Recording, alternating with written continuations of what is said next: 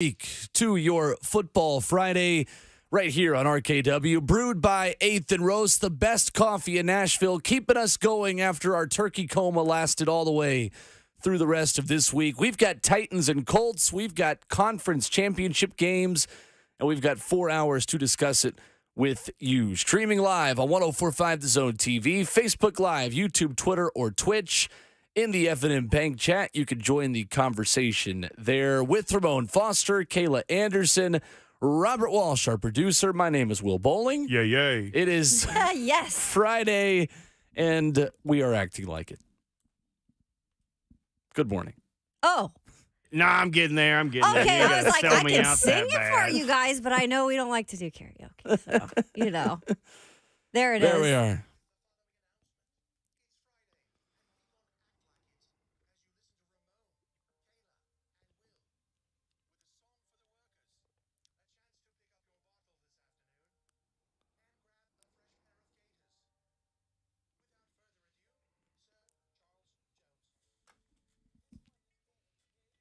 Yeah.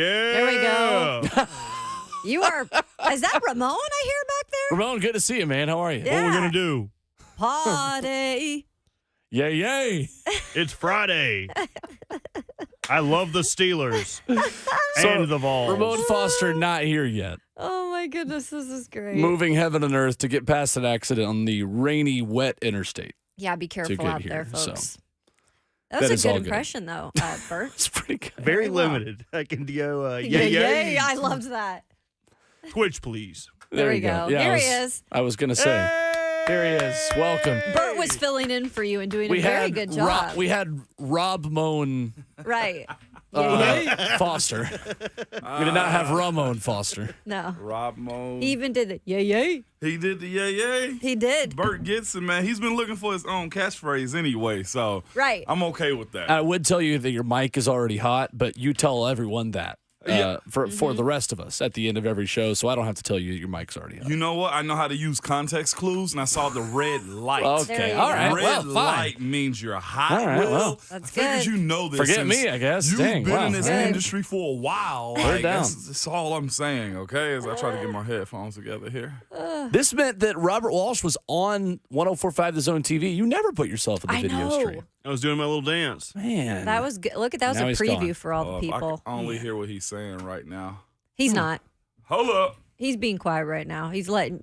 We're doing the sound effects part of the show. There it is. Just kidding. That was probably George. There's some producers who are on camera more than I am. Yeah. And you're not on at all. Exactly. Man. I have a face for radio, as we say. Oh, well, I come like to be back here in the shadows, man. I don't like nobody to see what I got going on. This is a little cornucopia of things back here. You don't need to know what I got going Private area It's back a there. bob party back there. That's what There it you is. go. A bob party Yeah. at all times, man.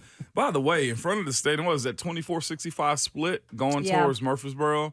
The 24 East split, Yes. man, is the whole ramp is shut down. good. So There's been yeah. some accidents this week, I feel like. It has. On Well, these roads. That is the Almost worst text y'all stretch of twice. road in Tennessee. Almost text y'all Yeah. twice.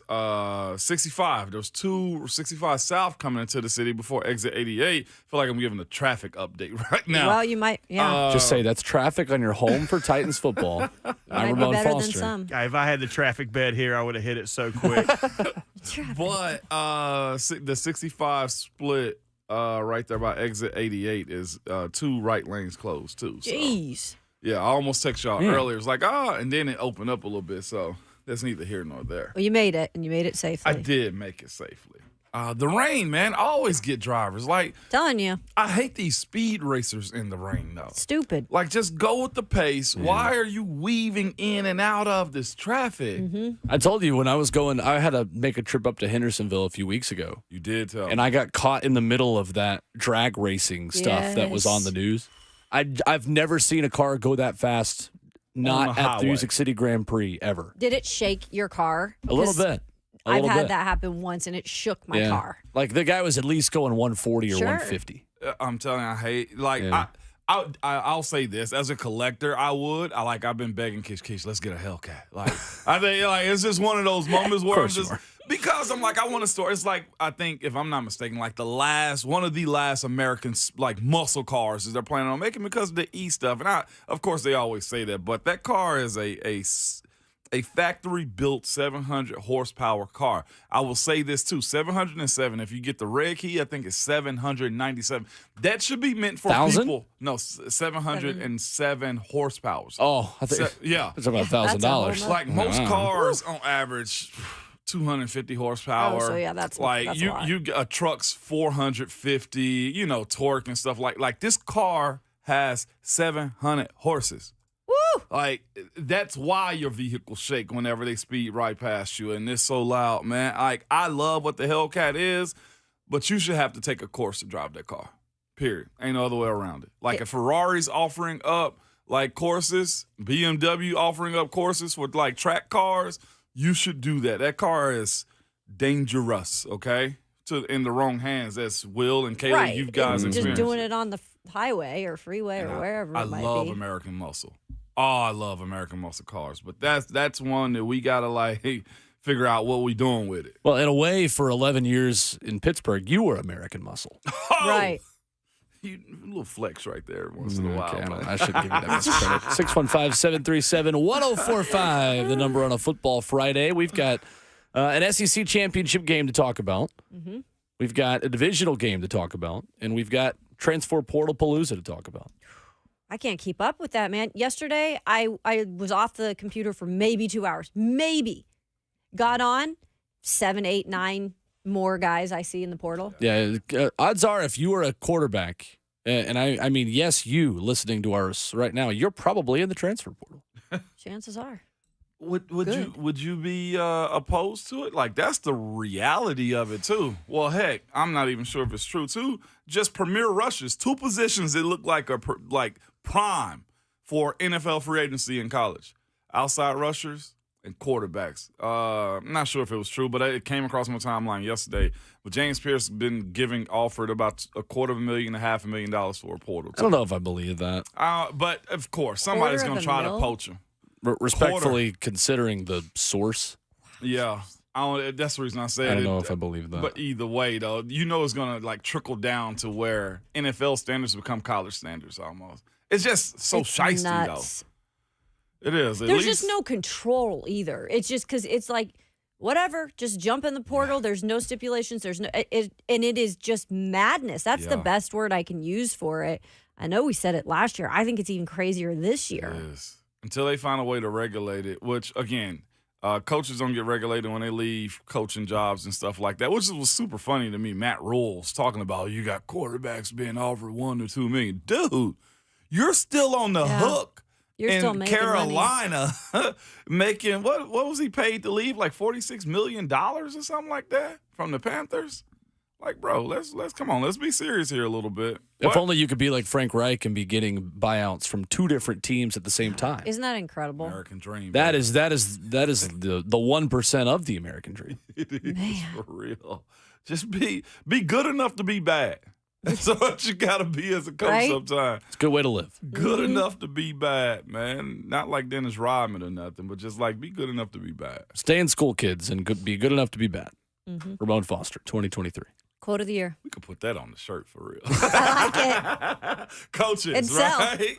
Text the people It would downstairs. sell. Let's get it rolling. Yeah. Just Get get it it rolling. rolling, man. No doubt. Coming up this morning, Brent Hubbs of AllQuest will join us to sort out the bowl probability that is looking stronger and stronger for Tennessee, and maybe the contingency plan that is not in Nashville, but the second option that could come up for Tennessee should the unthinkable happen and 2 SEC teams get into the college football playoff. An outside shot, Tennessee could still head to Tampa, a place where Ramon Foster played 2 straight bowl games in 2006 and 2007. Yeah, 6 and 7. There you Against go. Penn State and Wisconsin. A young Will Bowling was there in the stands. You went 1-1 in those games. Did go 1-1. Arian Okay. Foster broke my heart with some fumbles in one of those games. Remember that game? But you won the too? other one. We did get the other one. I got to ride my favorite roller coaster, the Sheikra, at Busch Gardens in Tampa. Remember that one. Yeah. You do remember that one? Yeah, I do remember that It had one. a 200-foot drop at a 90-degree angle, and they would hang you over the drop for 3 seconds, and you would hear a click, and then they would drop you. And I'm going to date myself, in third grade, that was the coolest thing in the world for me. Gave you that rush. Coolest thing in the world. It wasn't third grade. I think it was fourth, but still. That was one of my first times at like a major theme park too. Yeah. Like Yeah. I'd gone to, I'm from Western. Liberty Land was the Memphis like the. Oh, I mean, wow. it was Never like heard of Opry. that. It was like Really? Opry. Like Okay. wooden roller coasters and stuff like that. Yeah. Liberty Land was the name of it. So that was my first time ever going to an amusement park that big That in big, Tampa. yeah, it's so legit. Florida guys were all into it because they were back home. I'm not sure if you remember, but at that same Busch Gardens though, Will, they had a display of alligators. And I actually thought they were fake. Not realizing like this big reptile, Kayla, just sit still and sunbake. Wait, people can go up to it? Well, there was a fence there, but it wasn't super high. You could see in it. Will, you remember it? The do. display? Like Goodness. Kayla, you don't see them breathing or anything like that. So it was like weird seeing like a real dinosaur for the first time, essentially to me. But it looked fake. I was like, oh man, look at that. And I think I might have threw something at it trying to see if it was real or not. So showing its chops? Yeah, pretty wild. That's Pretty wild. crazy. Yeah, that was the first encounter with seeing a real alligator. Like the dudes from Florida, whenever they came to Knoxville, they legitimately had never seen snow. Like they went outside with Yeah, I guess shirts so, off right? and like swiping the ground. Like, look at this. I remember it like very vividly. You could say the same about Texas people, too. Texas, Yeah. the same. That's right. Yeah. So we traded first. Our first time Yeah, seeing an first alligator. gator, First time I ever first saw snow. snow. First seeing people have their first snow is by far one of the coolest things ever, though. Yeah, They're no, so it is. shocked. And it is kind of a cool thing. And now it gets old if it happens all the time, but Yeah, it's kind of fun when it happens once in a while. it is. 8:20 this morning, voice of the Titans, Mike Keith, will join us from Chattanooga, where he called a heck of a state championship high school football game last night. Good game. Oh, my gosh. And we're not going to talk about that. Well, we might maybe for a minute, but we'll preview Titans and Colts with him. And, man, that game, they've been playing Baylor McCallie since 1905 in Chattanooga. And they played each other in their city for a state championship last night, 34-28 to McCallie to win the state championship. Good game. Crazy football game. Him and Josh Corey crushed it if you watched that one on My TV 30. And a shout out to Middle Tennessee Christian and to CPA for bringing home the first 2 gold balls to Middle Tennessee yesterday. Hey, Action is here. Okay. State titles being given out. Yeah. Is that CPA's first in a little bit? Or No. they've been running. I believe it up? that's 5 out of the last They're 6 or legit. 5 out of the last 7. They're Dog. legit. Yeah. I didn't know their style. My bad. Oh, yeah. Coach Ingle Martin does a great job with those guys. So they have been crushing it. But today you have got, as I think off the top of my head, Yeah. East Nashville in 3A, Okay. Page in 5A. Let's go. And then on Saturday in Class 6A, you've got Oakland. That's you trying guys, to make right? it. That's me and Justice Schaefer is going to be on the call. Oh, with me Justice on that Schaefer. one. Wait, On the so Ttitle Justice SAA Radio Schaefer's Network. also doing high school football this weekend. Yep. Who Look would at have known? that. Julius has a deep bag, man. I know. Tremendously deep bag. Dang. Bert, you think you can call this high school state game? I could call into one. There we go. I don't know if I could call one. Oakland at 6A, and then Ramon and I on TV tomorrow for Pearl Cone going up against That's Upperman, right. also representing the city of Nashville. So. There's a lot. Can I add? There's a lot of Middle Tennessee teams battling this year. Yeah, there. A lot. So Love it. represent. 615-737-1045. We'll get to the Titans injury report coming up next. Plus, what Brad Crawford had to say that was interesting about the SEC championship game tomorrow. And an important question to ask before all of the games begin. Is Georgia already in, regardless of what they do in the SEC championship game? We'll ask that question. Get a Titans injury report on a Thursday practice at Ascension St. Thomas Sports Park. Coming up next.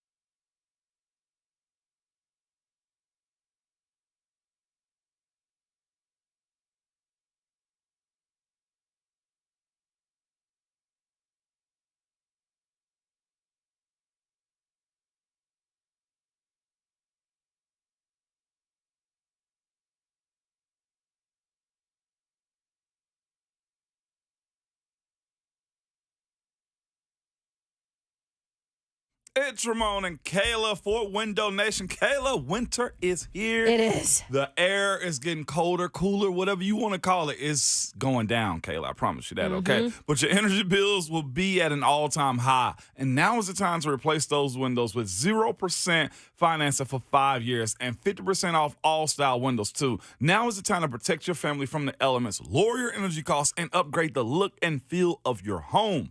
You can save up to 30% on those energy bills, like Ramon was mentioning. Now that we're hitting the colder months, your heat, you're going to turn it up. Well, if you don't, your significant other probably will, or the kiddos. So or that smart thermostat. Exactly. Yes. So what we're saying is you want to keep the heat in, and how you're going to do that with new windows from Window Nation, and they are professionals indeed. They have installed over 2 million windows, 96% perfection, making them one of the top window companies in the entire country.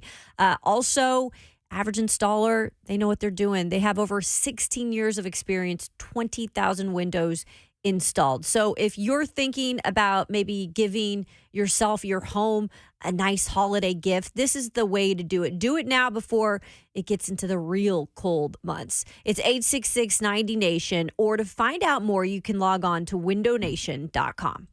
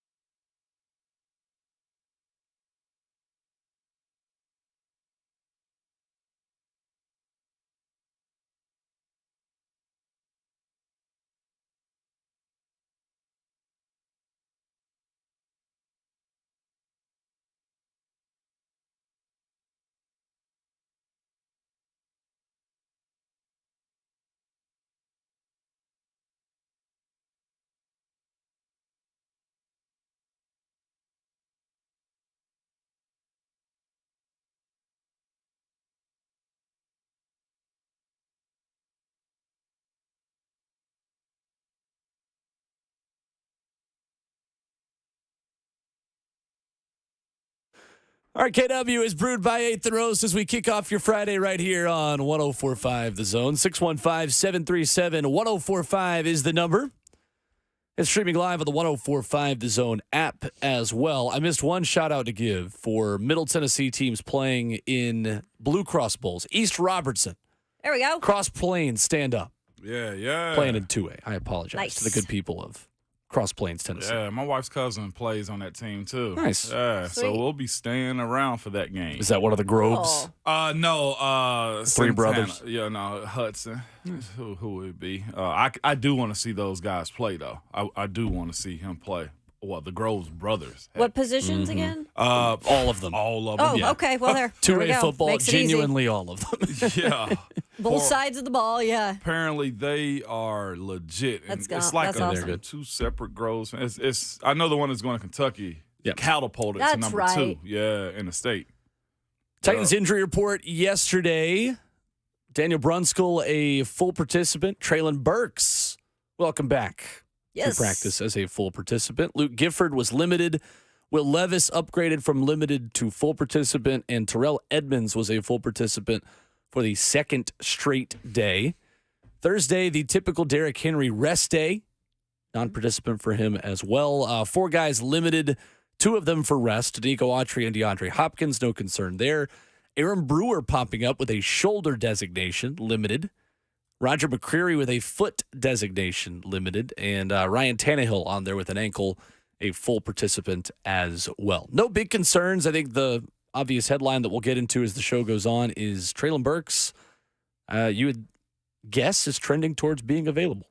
He on looks Sunday. good out there. I always say this when he returns because it's about staying on the field. Yeah. But he does look like he's good. Like, obviously, the concussion was a major issue with that particular concussion because he was out for a minute, and that's good, right? To be able to make sure absolutely. that he's 100% coming back.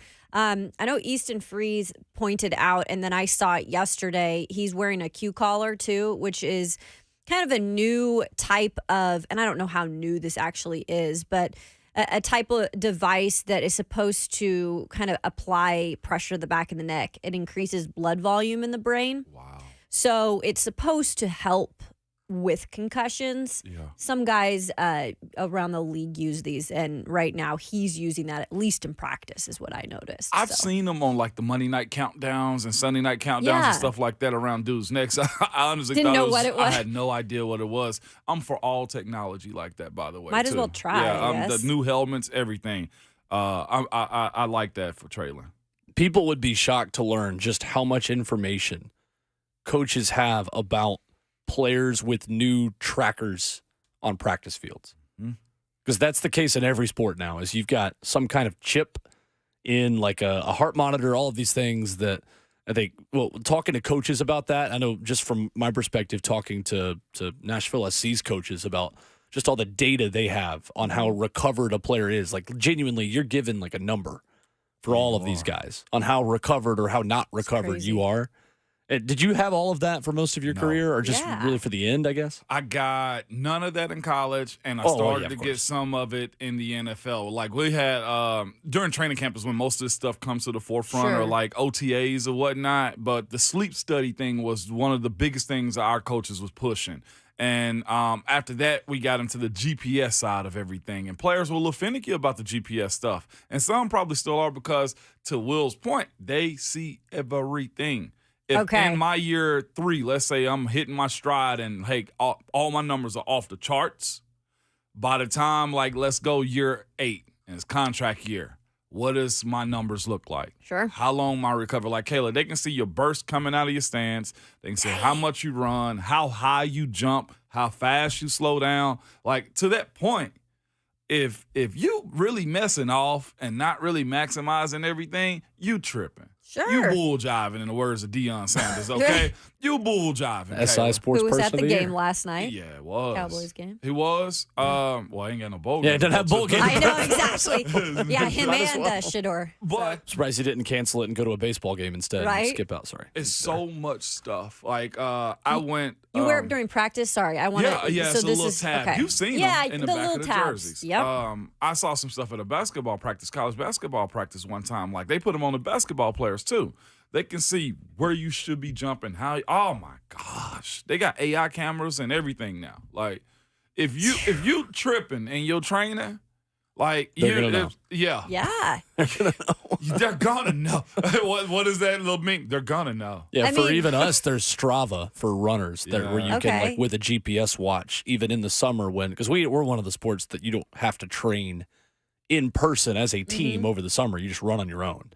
But now you can upload all of your runs with, like, your heartbeat was at this point in this part of the run. There was this amount of elevation. You were going this fast. You're in this amount of miles and all these things. And you, like, upload it. And you can, like, GPS yourself. Like, if we have technology, then every sport has technology. Sure. My Lord. Sure. Nobody cares about us. And then on top of that, you can take all of that home. Right. Those you've seen them guys look like they have on 2 watches, but that whoop band that they have. Because they'll whoop you. Yeah, no. The whoop knows everything like sleep. Oh my God, it's a lot. It's so God, it can different now. censor like when you tootin', probably. When you Probably. need to. Yeah. Wait, hey, you need a toot now.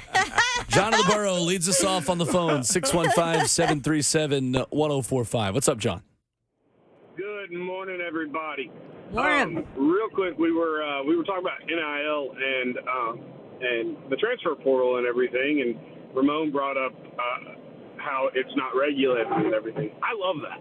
I love that it's not regulated. I love that players, for once, players can be like regular students. They can transfer to schools however often they want. It doesn't matter. When I was in college, I was an actor. I was signed to the Wilhelmina Dan Agency in Nashville. I did some commercials. I did some print stuff, and I got paid for it. I had a buddy on the MTSU's football team that he wanted to do that stuff, and he couldn't do it. The coach told him, "You can't do that stuff, man. That's an NCAA violation." And so I don't care if players get paid by outside forces. And look, we all know that stuff's been going on forever. I don't care if it's regulated. I don't care if it's secret. I don't care. Just show up on Saturdays and play the game. I don't care if players transfer in and out, because I'm a fan of the team. I'm not a fan of an individual player. I cannot expect a player to have the same level of loyalty to a school that I do, because that player's not there for the same reason that I'm there for the school. I'm there because I love that school. He's there to play football or basketball or baseball or what have you. I can't hold him to the same standard. And I think that's where we kind of muddy the waters a lot a bit, is that we try to hold these players to the same standard that we as fans have for ourselves. And I think that's where we're misguided in it. And also, Ramon, you gave me a flashback with Liberty Land, man. God, I miss the Zip and Pippin. I got to make it up to Green Bay now to go ride that dang thing. Yeah. Thank you, John. Still there? Deliberately, no, they shut it down. Okay. Yeah, no, they wrecked it. It's no longer. The thing about that is, like, a normal student isn't capable of bringing in millions of dollars to a school. Like, these aren't normal students. And that's okay. And Yeah. I agree with a lot of what John says, but that's a much easier statement to make when you are a have and not a have-not in college athletics right now. And when you go inside some of these mid-major programs in basketball and baseball and smaller sports, and even revenue, making money, thriving, historic brands in college football, when you see the amount of tampering that is happening to get those guys into the portal, that's where you need regulation. Yeah. When you do have the amount of undisclosed offers and a kid starts getting calls from their hometown school that didn't recruit them out of high school before he even gets in the portal because he's playing very well, even though he might be the third running back on a team. Mm-hmm. Yeah, no, that has to be some level of there has to be a baseline somewhere. It does. Yeah. Absolutely. Even if it's just a little bit, right? I don't care. I love players getting paid too. Oh, true. But at some point, like, we got to have a little bit more organization to this in terms of this is not the NFL. Mm-hmm. It's not. It's with college you. football. Yep. Going into tomorrow's games, is Georgia already in the playoff, win or lose tomorrow? Yeah, it got to be. Really? I'm sorry. Yes, absolutely have to be, Will. Okay. Number one, heck, they even had to work for it a little bit. Eventually, they got to the number one overall team. I think it's justified. You drop them from 1 to 4. If that team loses, if they even lose by 7, I can't justify them dropping all the way down out of the top 4. And I don't see a scenario in which that may happen, but I'm of the mindset that 1 goes to 4. That's just what it is, more times than not.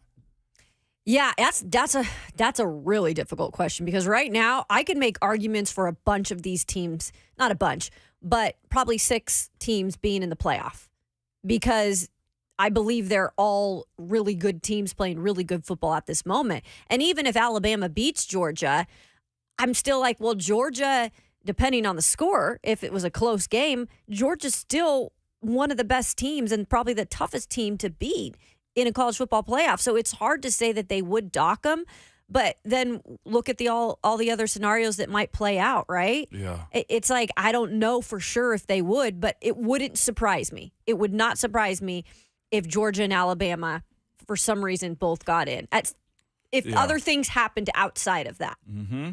I think at that point, they would need some help. Yeah, exactly.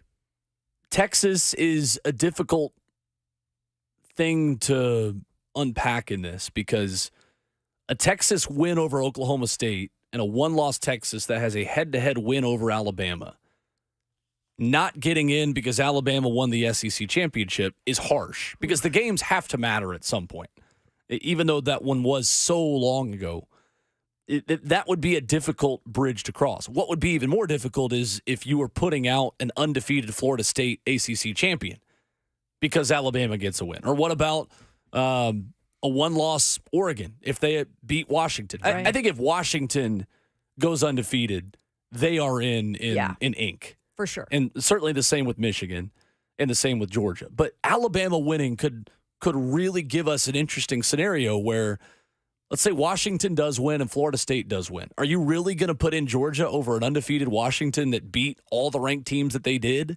Yeah. Or a Georgia over an undefeated Florida State who just didn't lose, even though they were not really challenged by anyone great, other than LSU super early in the season? Like, that is where the committee has got to decide how much September wins and losses are weighted compared to November and December wins and losses. Because we almost discounted that LSU game so early because we just decided LSU was a fraud. Yeah. Sure. And we discounted the Alabama game so early for Texas because we just decided that, Alabama hadn't figured out their stuff yet. Well, but Texas did, and you deserve credit for that.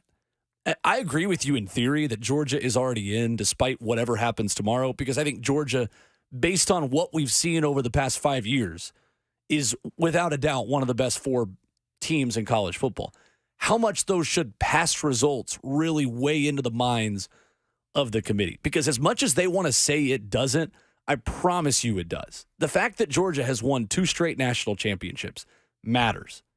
Even if those were different teams, same coaching staff, same head coach, same style of football, same team that beat TCU within the first 5 minutes of that game in the national championship game. That, to me, is where this can get sticky tomorrow. You almost have to ask yourself, looking at this top 8, because that's what Bama is also, right? Yeah. With Bama being number 8. The human element of this, to me, says, who do they want out?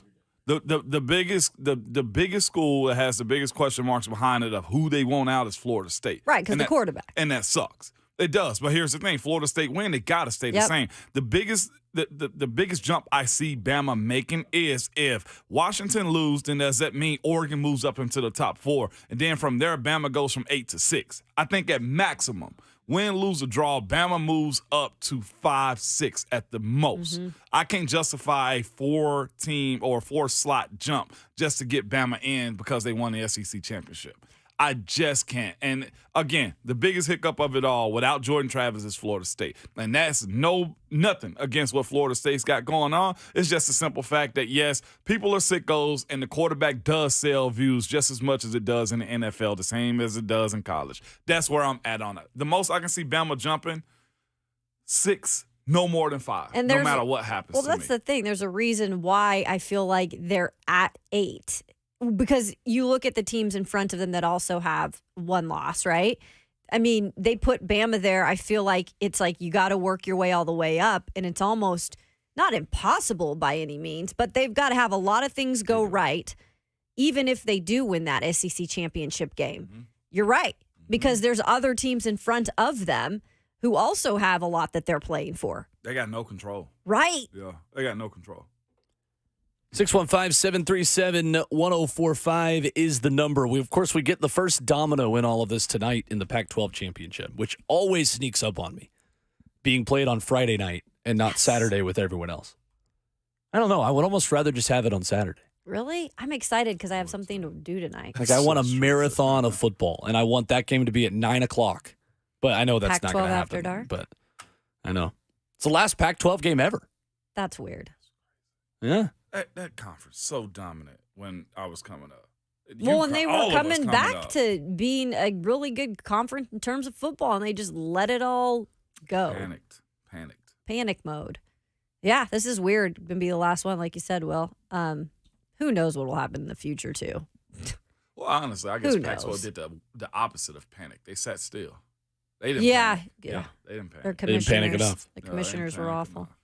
Coming up, a little recap of Cowboys and Seahawks, which was a very fun one last night. If you're an idiot like me and bet the under, I apologize. We'll dive into that and take a look at the Titans headlines coming up at 7 o'clock here in just about 20 minutes. 615-737-1045 as your Friday morning rolls on RKW.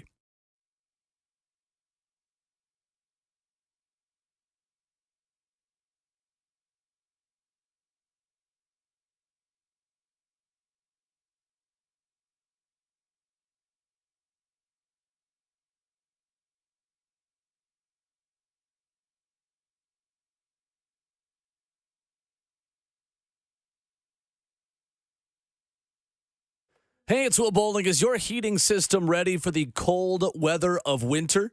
Well, available 24/7, 365. The professional Lee Company team is here to help. And look, if you're listening to the sound of my voice this early in the morning, then you have been feeling the cold weather of winter this week. And look, in Middle Tennessee, you know as well as I do that you never know what Mother Nature is going to throw at you next. So Lee Company's technicians, they will perform a 22-point inspection as well as seasonal cleaning and maintenance to keep your home running efficiently this fall and winter. Even better, save $20 on your next heating tune-up visit today.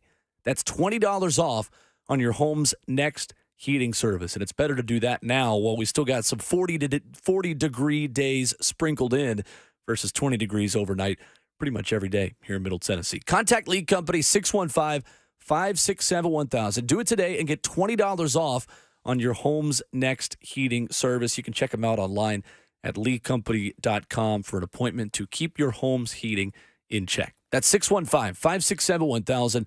Lee Company, all you need.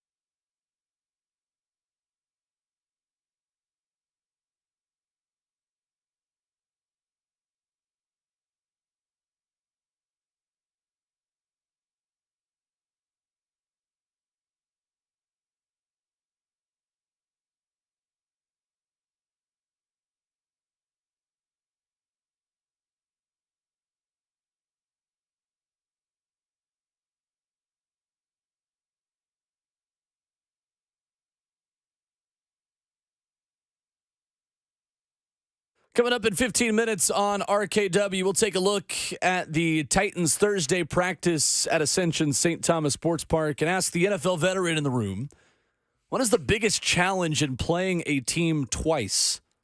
Weird things happen in divisional games, and where the Titans were hoping that they wouldn't happen when they were on top of the division, now you're looking to create a little bit of chaos on Sunday against the Indianapolis Colts. 615-737-1045 is our number. In the middle of penalties, a football game broke out yesterday in Dallas. It was fun. No one was more disgusted than Al Michaels to have so many penalties to talk about last night on Thursday Night Football. You know what I will say, though? Coach Mack, I listened to the game last Sunday because I was in Cali. Y'all, he was cracking me up because the penalties and some of the calls, he was not having it. No. And it was Nor should great. he. So sorry, I got off track for a second, No, but you're that good. reminded Mack me did of it Coach too? Mack, and it was amazing. So in this game, the Seahawks and Cowboys combined for 19 penalties for 259 yards.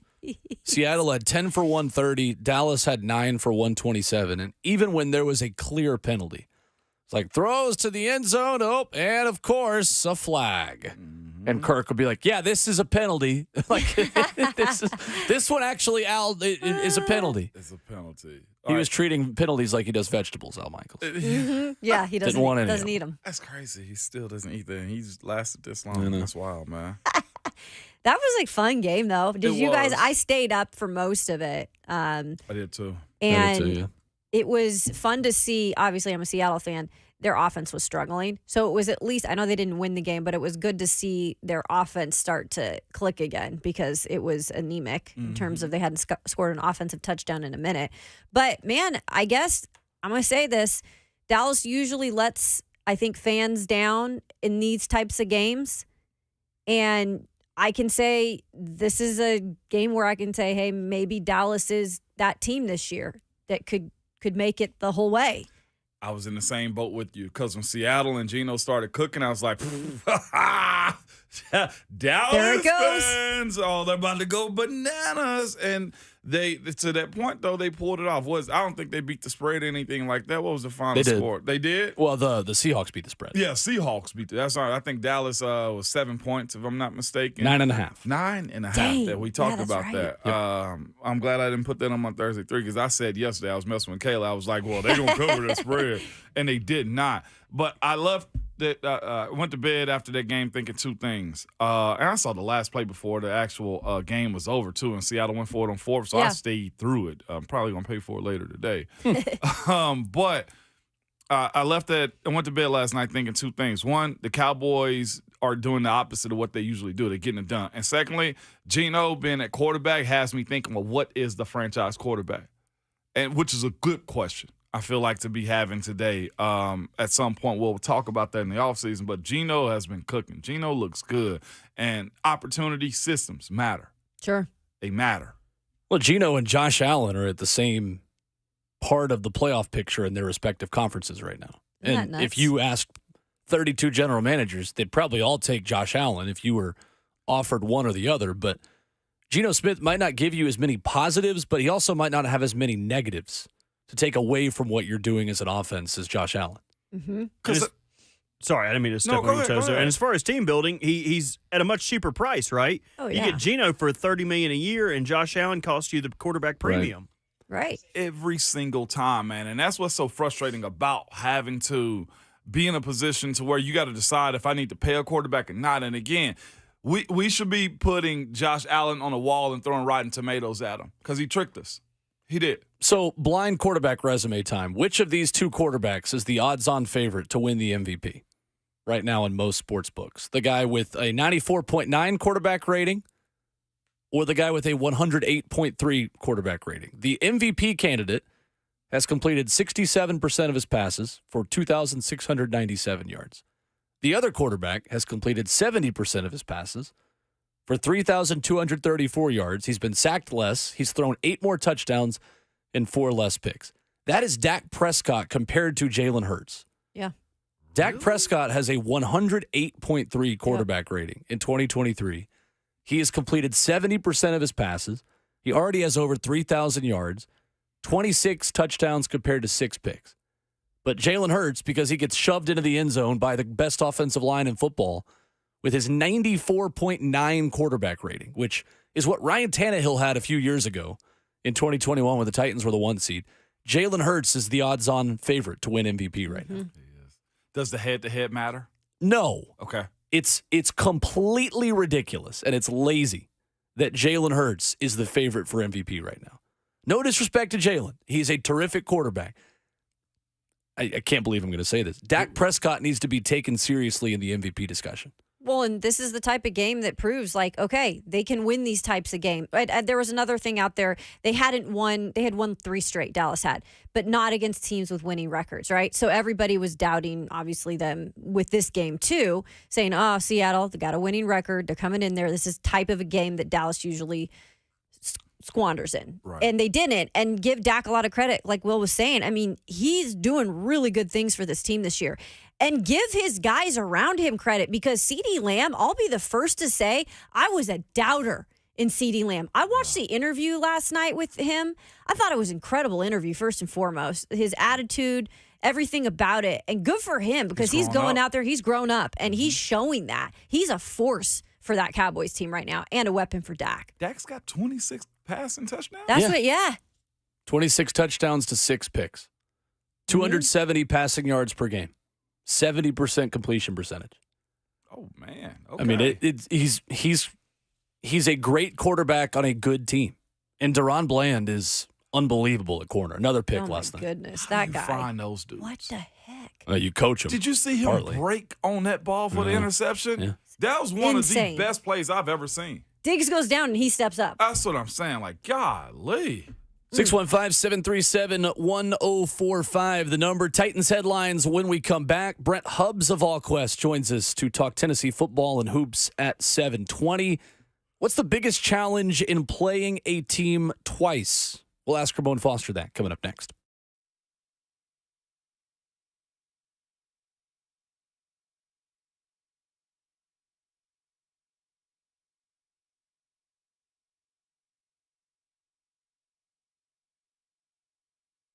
Hey, it's Kayla Anderson for the Ingram Agency, where protection is our promise. And if you're wondering, what are they about? Well, Middle Tennessee's leading voice in insurance protection for your business and family. You know, we're heading towards the end of the year, and now is the time that you spend the most with your family. So now's the time to think about protecting them. And you don't want to leave the ones you love in a situation that could be prevented if you had life insurance or don't have enough coverage on your home. Now is the perfect time to reevaluate and go into 2024 protecting the ones you loved. And did you know that about half the households in America don't have any life insurance, and most that do have life insurance don't have enough? Well, the Ingram Agency offers complimentary reviews of current life insurance policies and can assist you in closing any gaps that lead to financial devastation. So do yourself a favor this holiday season and get some new insurance. The Ingram Agency is the place to do it. They are family owned and operated. It is www.ingramagency.com.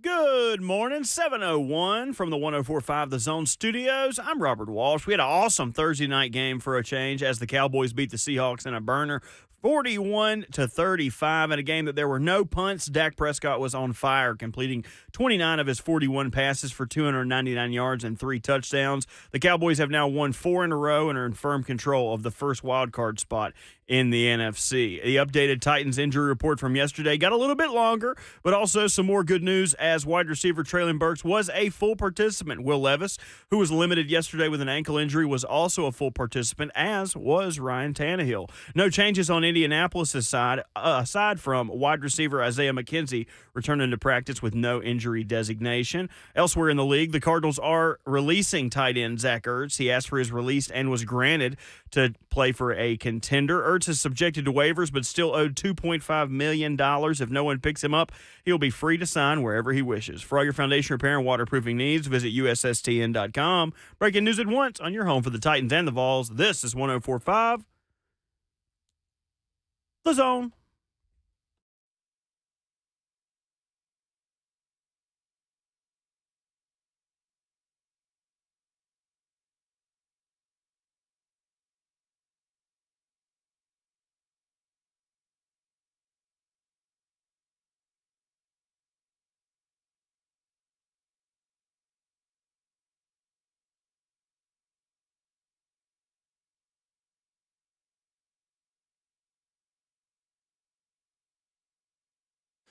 A very warm welcome to your Friday morning on RKW. We are brewed by 8th and Roast, caffeinated and opinionated for 3 more hours this week. Brent Hubbs of allquest.com will join the show in 20 minutes. There has been one destination in sunny Florida that has been the most likely one for Tennessee. That's what Brad Crawford of 247 revealed to us yesterday. Speaking about Jacksonville, there is now another location that also likes the Vols. Maybe Tennessee fans shouldn't make a non-refundable deposit to Jacksonville. We'll talk to Brent about that coming up in 20 minutes. 615-737-1045 is our number, with Ramon Foster and Kayla Anderson. Robert Walsh, our producer. I'm Will Bowling. It's Friday, and we're acting like it.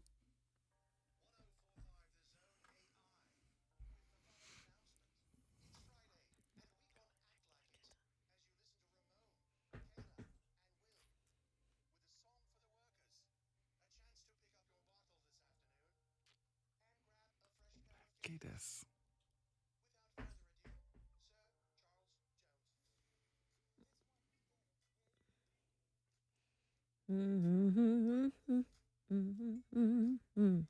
What we're going to do? Yeah, there it is. He did that earlier. He The Spider-Man meme pointing at each other. My dog. Uh-huh. I missed the first one, man.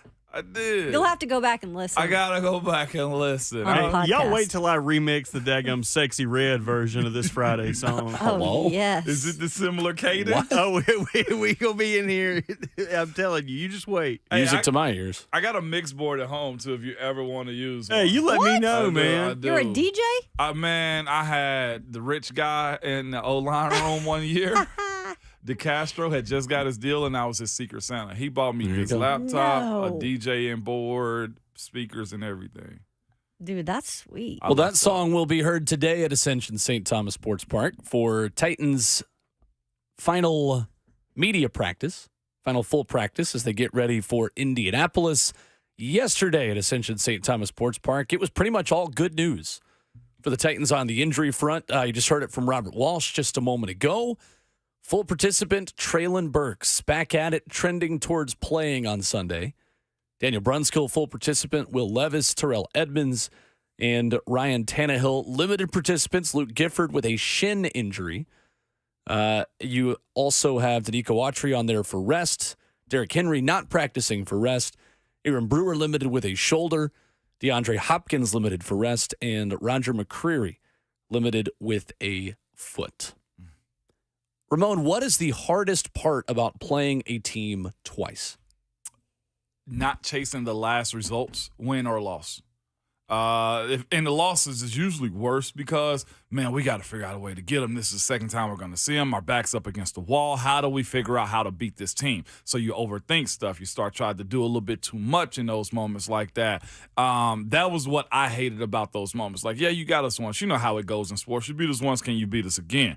That's usually the biggest head case that you have to deal with yourself when you're having in those type of moments, especially when, like, a guy like Jeff, he's played Quentin Nelson year after year after year now. You know, like, oh, here, how you doing, man? How the kids? You know what I'm saying? Like, you know each other a whole lot. So what's new with you in those moments right there? And the wins, it's let's see if we can repeat what we did the last time.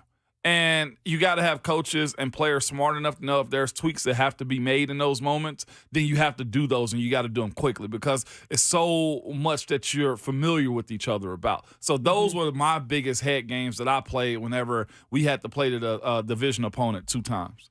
Yeah, I was talking with Derrick Henry, or we were talking with Derrick Henry, I should say, yesterday.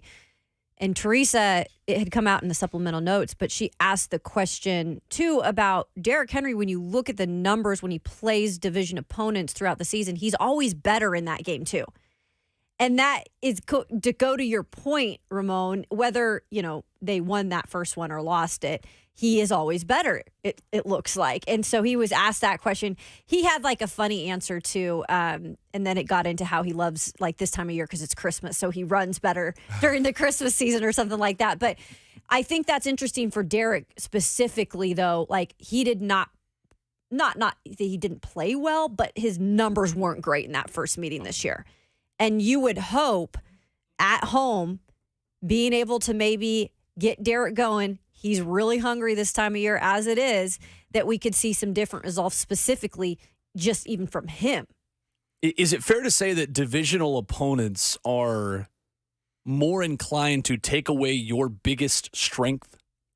Because it seems to me recently that the narrative has flipped on Derrick Henry and playing division teams, that now Jacksonville, Houston, and Indianapolis will make anyone not named Derrick Henry beat them. Which is interesting considering the Titans have played some run defenses that are in the 30s in the NFL this year. But these teams have been beaten up by Derrick for so long that they are even more predisposed to take him away. Obviously, the personnel has to do with that. The Titans' offensive line is not good. Right. I had a parent yesterday, Titans fan at the gym, asked me, hey, man, should I start Derrick Henry on my team? I said, he's like, well, historically, he's done this against the Colts. I said, I know, but this is a situation where they're going to be adamant about stopping Derrick. They have. They did last time. They're going to try to do it. I can't tell you to start Derrick on your fantasy team. We had just a little exchange, but, Will, you're right. The narrative is stop 22. Like, do all you can. And considering this offensive line's growth, they don't have guys that are playing real deal bully ball up front. That's what you got to wonder this weekend. Can they get the ground game running efficiently to where you're not putting the ball in Will Levis' hands all the time this weekend? So I'm fascinated to see how the Colts come out, but also that too, like screw what the Colts do. What's the tempo of this group? Will Tim Kelly and Coach Vrabel and the offensive staff say, win the line of scrimmage? We're going to pound the rock no matter what. Eventually, they're going to crack, because there's the other pro tip too, Will, and I think you brought this up. Since Grover Stewart hasn't been in the game, you watched their tape, and that made me actually go back and look at it more. You look at their tape, they're putting DeForest Buckner over the center. Like, he can play that spot, but the double teams for him and moving him off the line of scrimmage is a little bit easier than what a run stopper like Grover Stewart does. Not minimizing what DeForest Buckner is all about as a pro, but he's a 3-tech. He's a guy that's good in space, a one-on-one type of guy. Putting him over the center and letting him get double team is probably why they have some deficiencies. And here, if this is the time to at least string together some wins, guys, because let's remember, they have not won 2 straight this season. They haven't been at home back-to-back Sundays either this season. And I mean at Nissan Stadium. So if this is a time for this team to get some sort of momentum, and I know we use that word a lot, but this team needs something. And why not do it now? Yeah. Against a division opponent, at home, you can string together 2 wins. I know that doesn't seem like a lot, but they'll take it. It's like you got to strike now. Yep. And we're going to get into a big discussion at 9:20 this morning about the AFC South team that is best positioned for success over the next 5 years. the fact that there is not a clear answer means that divisional games are more and more important to you every time you see one of these AFC South teams on the other side. So for the person that's going to go into Nissan Stadium Sunday with the mentality of, well, losing helps you get Marvin Harrison Jr. anyway, and we should just go ahead and tank for wide receivers and draft capital because, this team is done. A, this team isn't done mathematically yet. B, look at what Jacksonville has become after one win in a Week 18 kind of game, and immediately were tabbed as Super Bowl contenders the next year. And we said it at the time last year that when you can catapult yourselves into the playoffs and gain that momentum, you start at that level to start the next season. And the Titans now, I know it's not the scenario they want to be in. Playing spoiler to your division teams matters, especially, and we're going to talk about it with Houston when they come here, especially when you've got young quarterbacks that you want to keep from having that first playoff experience. The longer you can go without that clock starting for a lot of these young teams is important. And although Anthony Richardson is not playing and Gardner Minshew is in there, the same rule applies to Indy. The longer you can keep them out of the playoffs and allow that team to grow up in postseason play, to me, is important. And you've got an opportunity to help keep them out of that with a win on Sunday. You do. I love the spoiler role, Will. Yeah. None better. It's the reality of where you are. Yeah, it is. At this point. 615-737-1045. We'll get back to phone calls coming up at 7:45. But coming up next, Brent Hubbs of allquest.com will join us for his weekly visit on the show. A second bowl game that likes Tennessee that might be a secondary option for the Vols outside of Jacksonville. Brent will tell us about that and much more coming up next.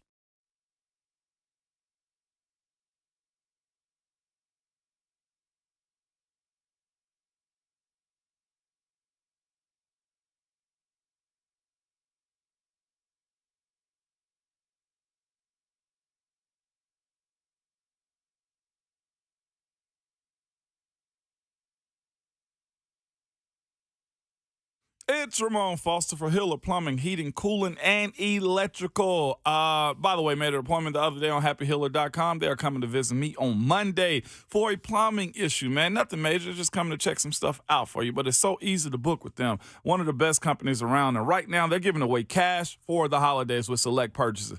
Hiller wants to make sure every child experiences the joy of Christmas this year. They're donating $50 in toys to Toys for Tots with every tankless water heater purchase and giving away a $250 Visa gift card with each unit. Get a $500 Visa gift card when you buy select new HVAC systems or a $500 Visa gift card with the purchase of a new whole home generator. And these purchases all have great financing options with low monthly payments, all right? These deals are only available till the end of the year. So schedule today, same way as I did at happyhiller.com.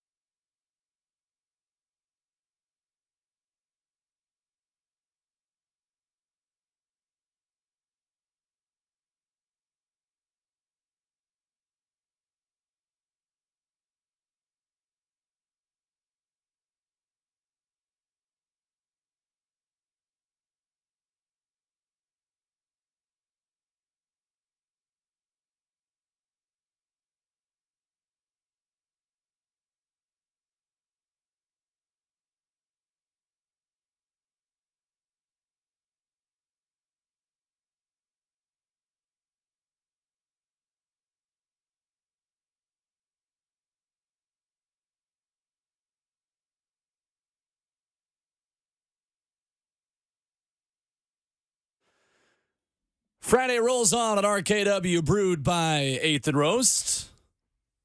Full crew in studio, and I love it when we have Brent Hubbs on because it means we get to listen to good music. With Ramon Foster and Kayla Anderson, I'm Will Bowling. VolQuest's Brent Hubbs joins us every Friday morning here at 7:20. What's up, Brent? How are you?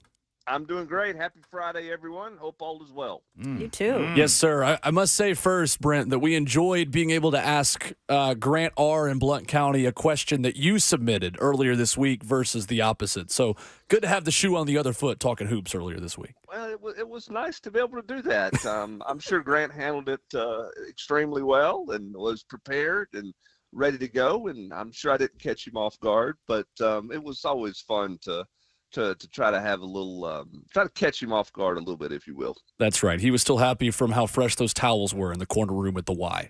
There you go. I knew he would nail it. That's right. That's right. Brent, at this point, a lot of conversation, of course, for Tennessee headed to Jacksonville for a potential matchup with North Carolina. You guys wrote on VolQuest.com in the War Room that there might be an opportunity to go to Tampa if certain things fall Tennessee's way. What would have to happen for Tennessee to head back to the place where Ramon Foster played back-to-back years back in the day? I think it was simply a matter of what does LSU want, where's their preference, and where's the conference with handling both of those teams. The only way Tennessee goes to Orlando is if a fourth team makes the combination of the playoffs and the New Year's Six, and that's just not going to happen. I don't see any scenario where that would happen. But with three teams making the New Year's Six in the playoff, which I think is a very real possibility, then that puts Tennessee in Jacksonville or Tampa. And the difference there would be what is LSU's preference? Where are they? And where are the bowls with LSU? Now, we're not going to know Jade Daniels' decision, I don't think, before Sunday in terms of whether he's going to play in the bowl game or he's going to opt out.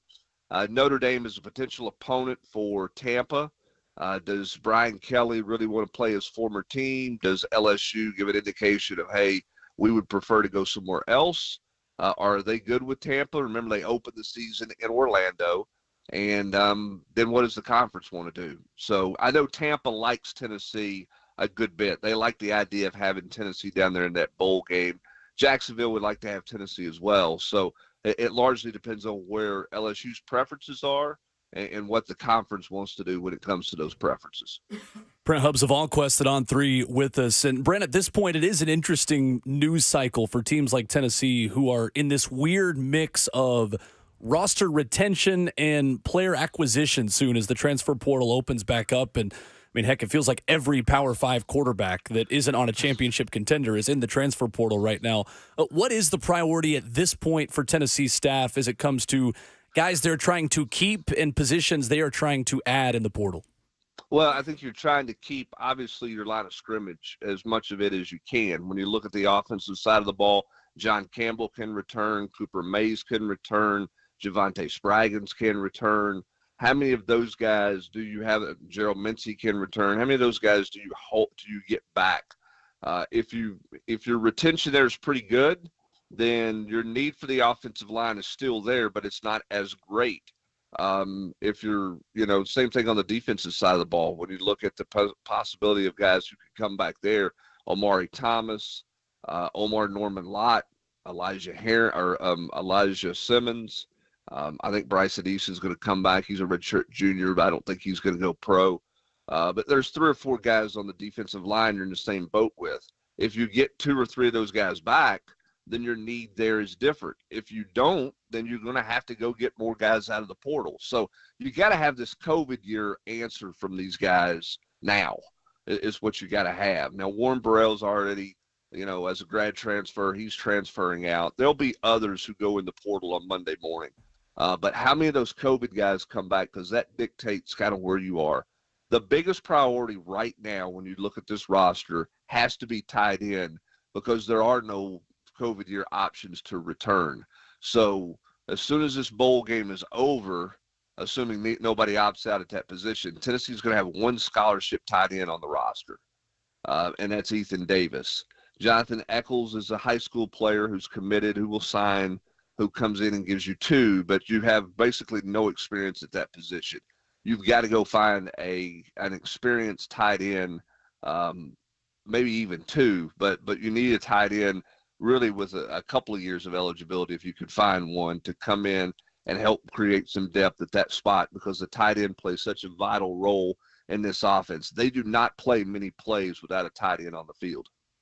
Brent, do you happen to know this time of the year how the team meeting is kind of, set up for guys that may be, ready to go into the portal, or their individual meetings with their position coaches? Have you heard any, word about how that is when it happens? They've had meetings all week. And Ramon, they've met as an entire staff, coaches have, and kind of done a roster analysis. And then individual players are having meetings with position coaches.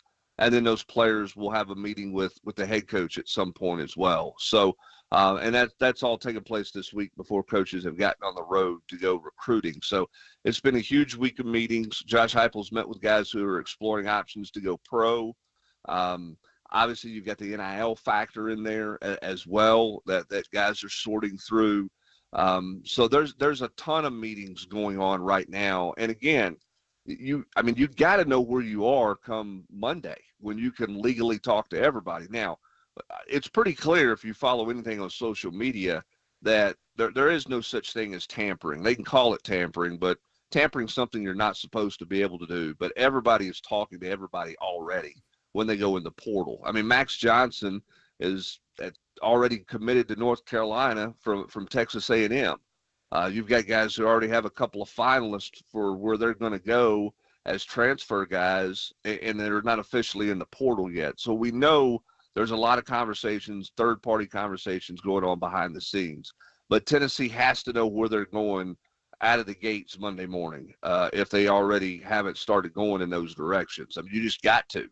And that's why this week is such a vital week. And I'll be honest with you, I'm surprised more guys have not declared on their personal social media accounts that they're heading into the portal to get a jump start on the recruiting process at Tennessee. I mean, you look at what happened at South Carolina yesterday, you look at what's happened at Florida and some other places around the league. I mean, there are a lot of schools where players have already come out and said, hey, I'm leaving, which is translation, hey, come recruit me, right? And we've just not seen that at Tennessee, which is a bit of a surprise to me. That tells me that they've been in a lot of important meetings, and it tells me that a lot of student athletes at Tennessee are probably pretty happy with where they are right now, and they're trying to sort through some stuff. And that's honestly why I want to ask you that question, because I'm like, all right, I know it's a bunch of freshmen and young guys that hadn't played, Brent, but I'm of the mindset, like you said, I saw the same news drops as you yesterday. I was like, well, nobody from Tennessee yet? Not that I'm hoping, because there is some good talent on that squad. So do you see this as an opportunity for Josh Heupel and his staff to really just kind of grow with this group going into this bowl game, whether, Joe Milton plays or Nico plays, like the jump start into next year and for what this group can potentially be, especially if they keep some of the bigs and, they may have to go get a tackle or two or tight end or two, it could be the reset that they need. It could be, and I think you have to use the back half of the season, the last few games of your season, and your bowl game the right way. And I think that's an area where I think Josh Heupel and his staff can improve. Listen, senior day, seniors should get an opportunity to play. I'm not suggesting that they shouldn't. But you go back and look, and you had a blowout win against UConn. You had a blowout win against Vanderbilt where you were in control very early in that game. And that's not a knock on Vanderbilt, but they could have played 4 more, games. They could have played 16 more quarters. I don't think any of us felt like Vanderbilt was going to win that football game. Yet Tennessee didn't get some young guys in the game at all, or if they did, they got them in, in the fourth quarter or later in the fourth quarter. I think those are missed opportunities. Look at the number of players around the country right now who are freshmen or sophomores who are going in the portal. And the reason they're going in the portal, particularly the sophomores, is they didn't play much that second year, and now they're looking around going, okay, well, they don't think I can play. Now's my time. I've got to go. I can't wait till I've got 1 year left. I need to go now.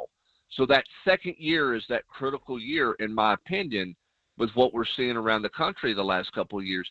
You better play young players, right? Mm-hmm. And the one challenge with the portal is a little bit like the free agency. Are you going to be that coach that only wants to have an old veteran team all the time? right? So you go get a bunch of older free agent type guys. How does that work for you as opposed to developing younger rookies, if you will, moving them forward in your program? I think that's an area that Tennessee has to look at moving forward to make sure they're giving their young guys early opportunities when they present themselves. So, one, they can evaluate them, and two, they keep the guys engaged, and three, because of that, they keep the guys in your program to develop them through their entire career. Brent Hubbs of VolQuest joining us now on Ramon, Kayla, and Will. And Brent, to that point, I'm seeing just an abundance of quarterbacks. Every time you look on social media, there is a new quarterback entering the portal. And these are big names, Brent. The fact that Tennessee has Nico Iamaleava next year, and we haven't, heard anything about, transfers at that position, thank goodness. I mean, how big is that too? Because you've seen a lot of these programs, they're losing their quarterbacks. Well, yeah, it's huge. I mean, you got to have, you don't want to be in a cycle at that position where you're bringing in a new quarterback basically every year to be your guy, because you can't develop the way you want to on the offensive side of the ball. So it's important that you have retention at that position. I think what we're seeing at that position right now, and I think Matt Rule at Nebraska said it earlier this week, a transfer of quarterback's costing you $1 million. I think for those guys at the quarterback position, if you're later in your career, you don't think your team's going to be very good, or you're looking for more exposure, or you're just looking for money. And I think that's what a lot of guys are looking at. I mean, Dave Clawson at Wake Forest talked about Notre Dame renting Sam Hartman, and he didn't blame Sam Hartman because Sam Hartman went to Notre Dame for $1 million.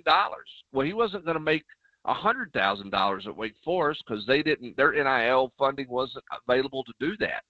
I think for the quarterback position right now, it's as much about money as anything as to why guys are leaving. And if you look at these schools that are having a lot of guys jump the ship and go somewhere, I think if you dig some digging, I think you'll see that finances are one of the reasons why. North Carolina State, I think, had a half dozen guys go in the portal or announced this week they're going in the portal.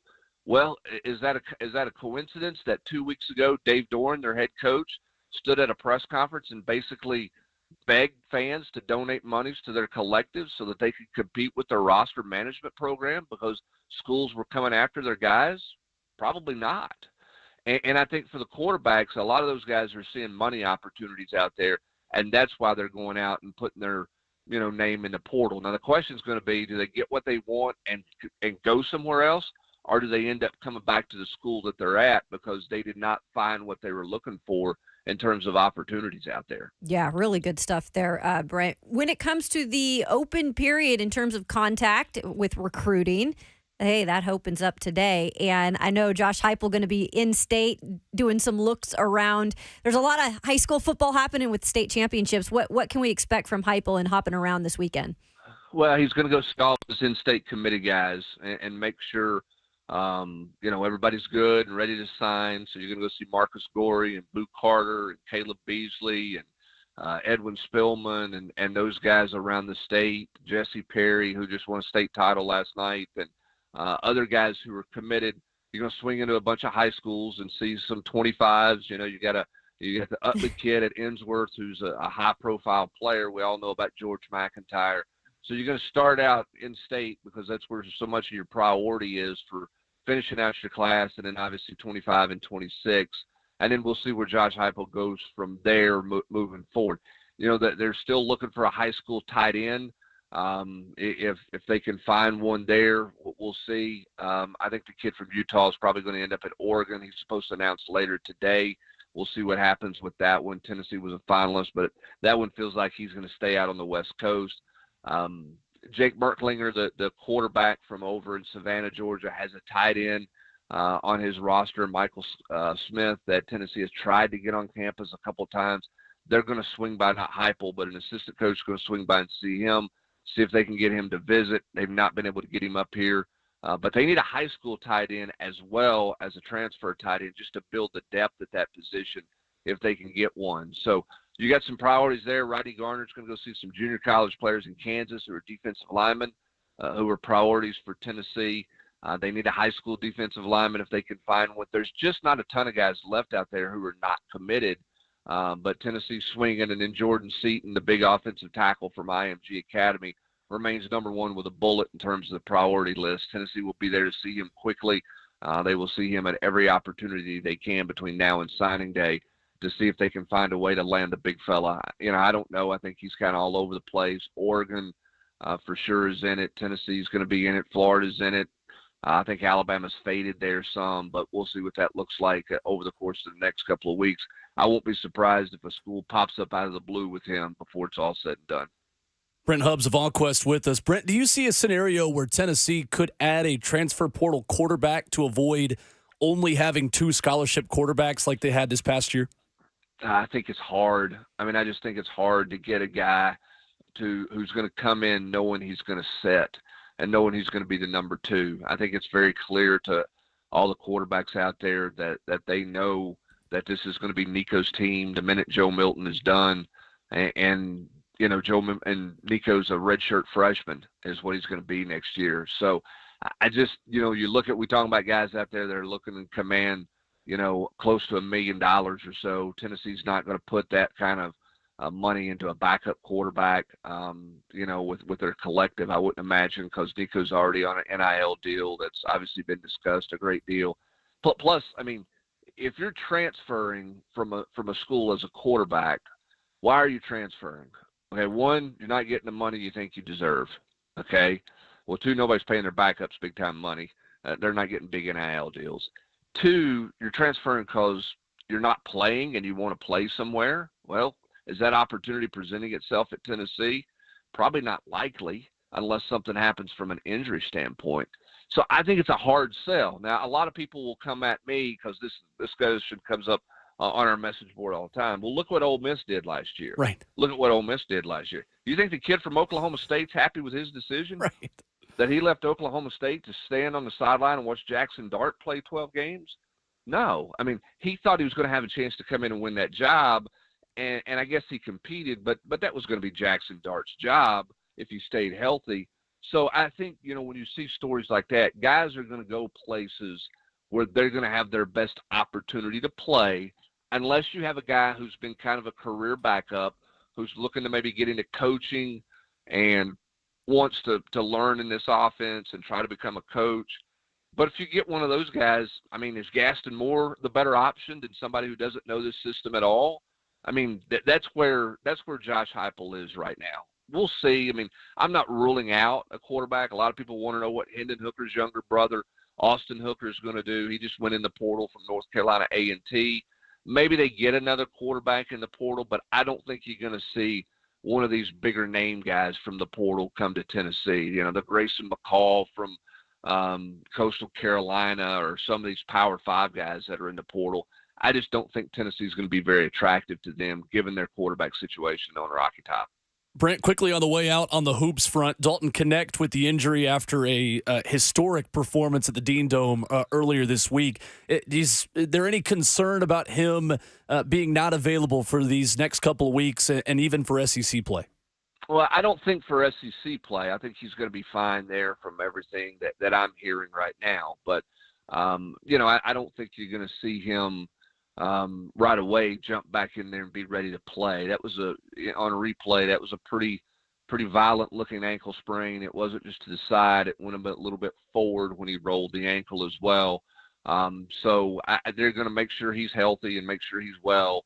So I think he's going to miss some time here, but I don't think it's going to be extensive into SEC play. But they will be cautious with him because they need him back at 100% when they get to league play. Because he's the catalyst for this offense, and they've got to have him on the floor. So I don't think they'll rush him back too fast. They're going to make sure he's good to go and is right and all those things moving forward. When you look at the December schedule, yeah, they need to get some wins, but they need to find ways to win without him having to score 37 points to give him a chance to win. So they've got to get Santi going. Ziegler made some progress, I think, in the second half against North Carolina. He's got to get back to where he was.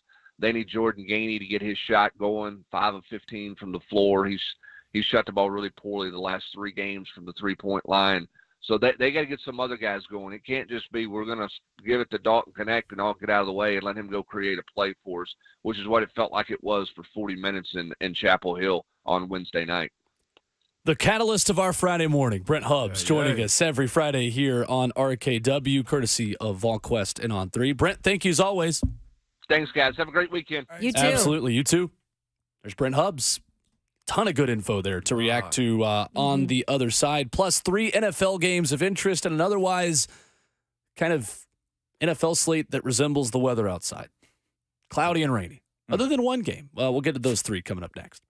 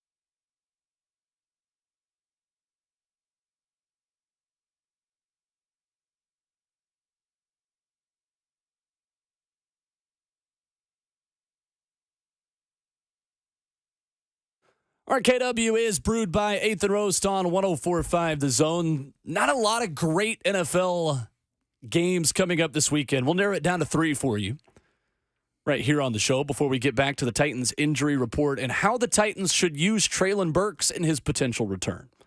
Talk about that coming up in 10 minutes. 615-737-1045, the number.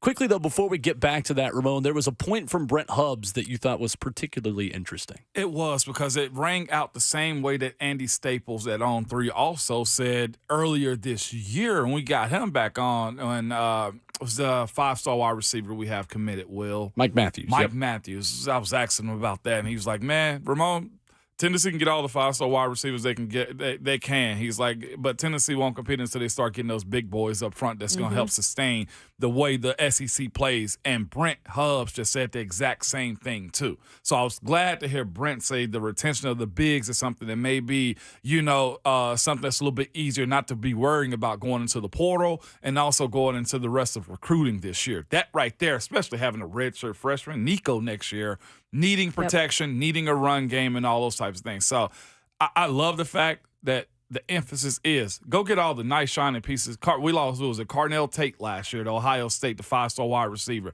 Lost him. But, of course, Tennessee needs to compete, and I think it's a telltale sign of it this year. Tennessee got dog-walked against Florida. Georgia did the exact same thing to them, and Bama eventually turned it on, and you couldn't stop a nosebleed there, too. That wasn't receivers. That was the line of scrimmage. So that's, of course, my position. I'm glad to say that, playing OL. But I didn't really want to make that a topic, though, either. But the fact that Brent said it in December and Andy said it back in June, July, same storyline. You got to have the dogs up front to be able to compete and seriously compete. Yeah. I think that's the separator with what Michigan got going on. Oh, absolutely. Ohio State's getting beat right now because Michigan got some big Better boys guys up up front. front. Yes, they do. Yeah. 3 NFL games of interest this upcoming weekend. Of course, San Francisco and Philadelphia, the headliner. San Francisco is a favorite in Philly. Wow. That doesn't make sense to me. Okay. 3-point favorite. It is crazy that Philadelphia fans want to fire their offensive coordinator, and they're the best team in the NFL.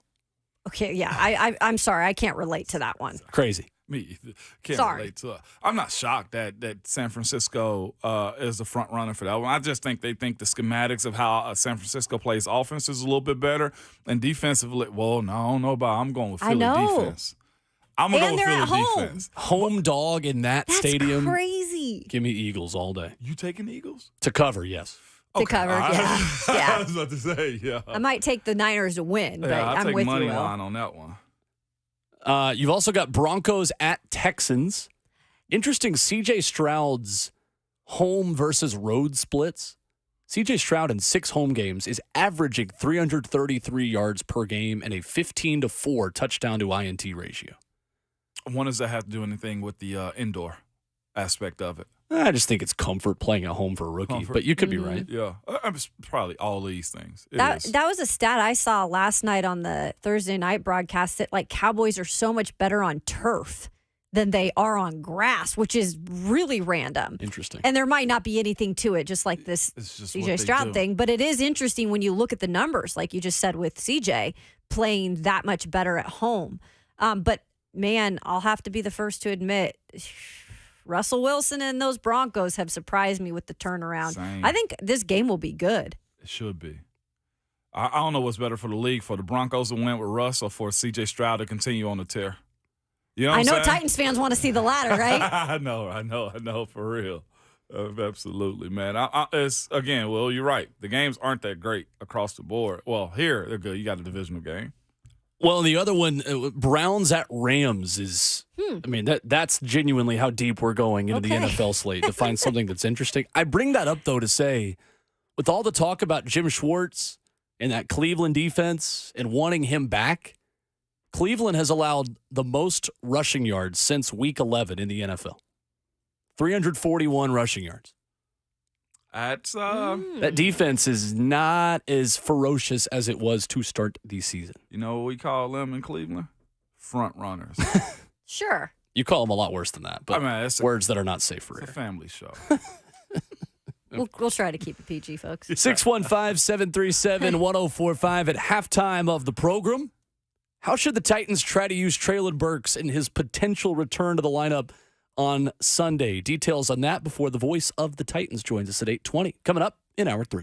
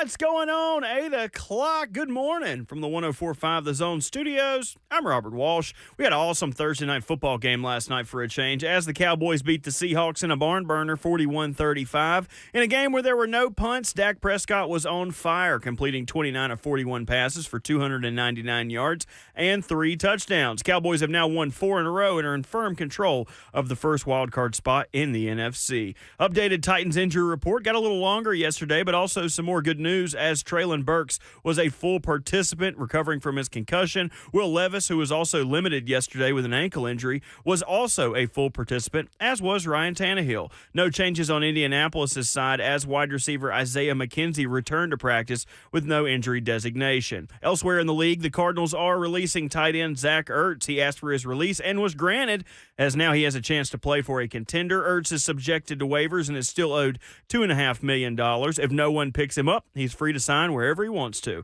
For all your foundation repair and waterproofing needs, visit USSTN.com. Breaking news at once on your home for the Titans and the Vols. This is 104.5 The Zone.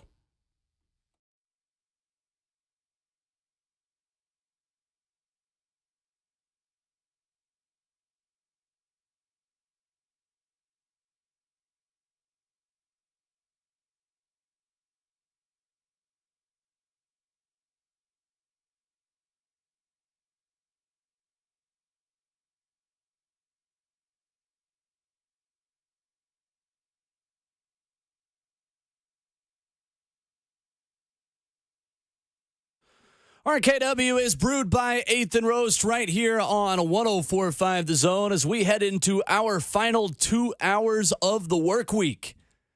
Go by and get a cup of coffee at 8th and Roast today on your gloomy Friday. It is a perfect day to go by one of their locations on 8th Avenue, Charlotte. Maybe you're flying out to Nashville today. You've got plans to be in a warmer place, to fly south for the winter. Well, you could stop by and see them in the airport. Oh, over here by Vanderbilt, their brand new location at the Broadview. 8th and Roast Coffee cultivates community by the cup. We're sipping on the Concepcion Buena Vista blend this morning. Just sounds good, doesn't it? It is as good as it sounds. That's my dad's favorite. Nice. There you go. Find your favorite retail bag in every local Kroger and Whole Foods as well. Voice of the Titans, Mike Keith, will join us in 15 minutes. We'll preview Titans and Colts with him, along with Rowan Foster and Kayla Anderson. I'm Will Bowling. Robert Walsh behind the glass. 2 hours down, 2 more to go. I'm stalling. Yeah. I know. Keeping the people on their toes. I was like, oh, what's next? It is Friday, and we are Music. acting like it.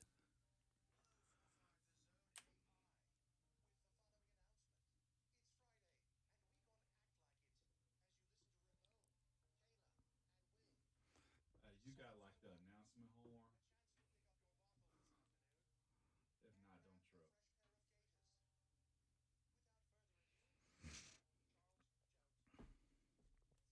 Dedicated. That work 9 to 5. All the workers. Here we go. All of them. On your way to your 9 to 5. Party. We appreciate you making us a part of your Friday morning. No doubt. Man, I got a little bit of an announcement to make too, Do you? real quick. Yeah, just a real. Wow. That's a real quick one, man. I'm not sure if y'all saw me through the window right there. We did. But I was on the phone. Oh. I had to call my grandmother, man. Oh. You got a hold of her. I did. I knew she was gonna pick up, like she would have yesterday on her birthday, y'all. I announced it on here.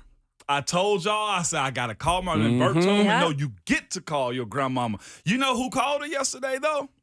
Ron Slay. I knew it. Oh, wow. I knew it. And I told y'all she's a little bit of a jokester. She tells me, and if Ron's listening right now, she's like, I now, hope he baby, is. I was waiting on you. Granddaddy asked me, had them grandboys called you today? She said she had to tell Granddaddy no. And said, when Ron called her, she said, you know he's number 1 now. Oh. I was like, Grandma, no.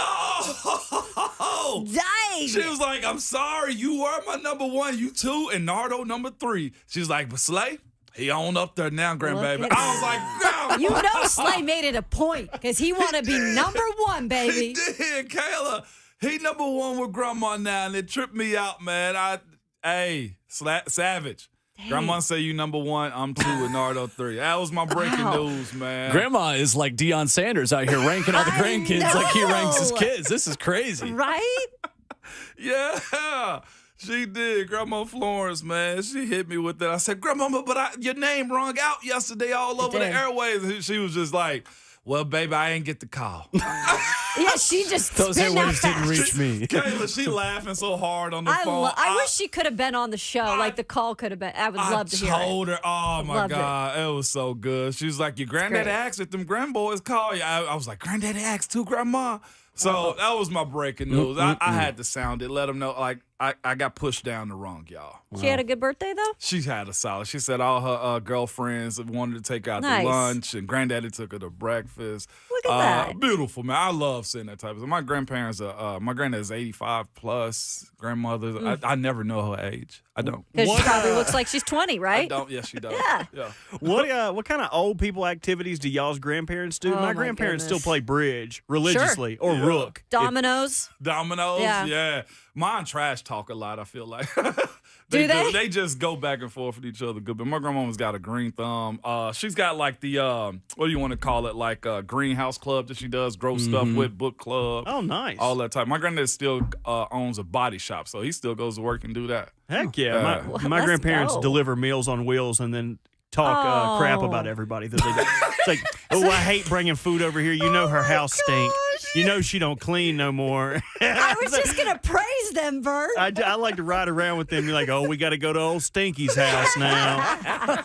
Brought her an extra side because you know her fat ass is hungry. It's so funny. Nobody is hungry because they're full with gossip. Exactly. I kind of like old people tea. Yeah. It's some of the best. Tell it they don't care. No, they say it, like, tell it how it is. They will say anything, man. And that's what you got to love about them. You have to. You saw she was up there wearing 2 non-matching socks in Right? the choir. Look at that hat she got on. You know, I saw it last week. The Lord saw it. 615-737-1045. We'll have to give a disclaimer to Mike Keith when he joins us in 10 minutes that he's joining a show with a guy on it who didn't call his grandmother on her birthday. Mike gonna be upset. Tough. I know. I feel like we got to give a warning label out to anyone who joins this show and listens to it.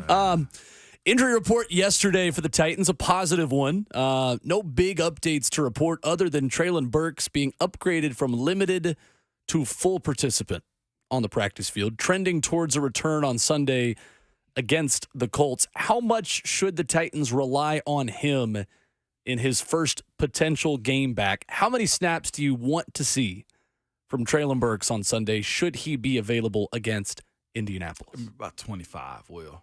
25 working man, because the worst thing he could do is press to actually get involved in the offense. I think the offense has somewhat evolved since Treylon's been out a little bit. They've learned to work with less almost. So to just throw him in because he's available, I don't want to kind of just see that. Like, yeah, give him the ball, let him get his feet wet, let him see what it feels like to get back to game speed. And here's the other thing, too.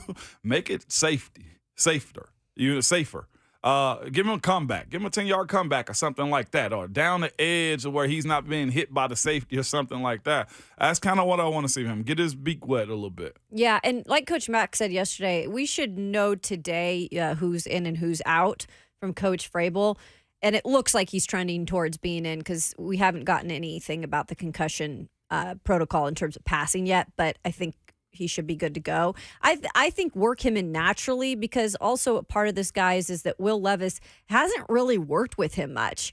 And that's a big thing with Will taking over for Tannehill. Tannehill had that rapport with him, had built that chemistry over the last, season or whatever. But this is new for Will Levis and Treylon. Yeah. I don't think it will be something that takes a long time to build that. However, there's other things in terms of weapons he's built some chemistry with. I mean, that starts with DeAndre Hopkins, but I would say he's starting to build that with Josh Wiley. I think Chig had an okay showing. Finally, Yeah. right? I mean, I hope we can build on that in terms of the not dropping those big balls.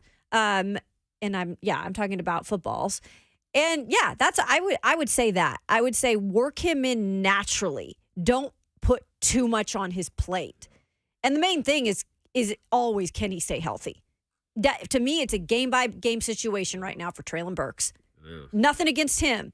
But for me, I just want to see game to game if he can stay healthy at this point. That's what he's presented us with, Kayla. Yeah. To your point, that's what he's presented us with. And I think, too, at this point, at the very least, Treylon Burks can be used in the way Chris Moore has been used over the last 2 weeks. Pick a couple of things for him to do really well, and I think the number from Ramon is spot on. 25 snaps, 20 to 25 snaps for a return for him. Because at this point, you need him available for the rest of this season to create some kind of chemistry with Will Levis. Because regardless of whether or not Treylon Burks lives up to his ceiling of what the Titans thought he could be when they drafted him, they need him in some capacity in 2024 to be a contributor on an offense that is absolutely going to add wide receiver help. That, to me, is the biggest thing, Will. Like, first round, second round, third round, or whatever, you just need Treylon. Like, the idea that you need him to be, the biggest stud of them all. No, well, I think that, to me, is the best point to be made. You just want Treylon to stick and stay here and not have injuries or anything crazy going. Because think about the past before him. Nobody's panned out at the first round of position. Just have him. Mm-hmm. Yeah, at this point, be Chris Moore.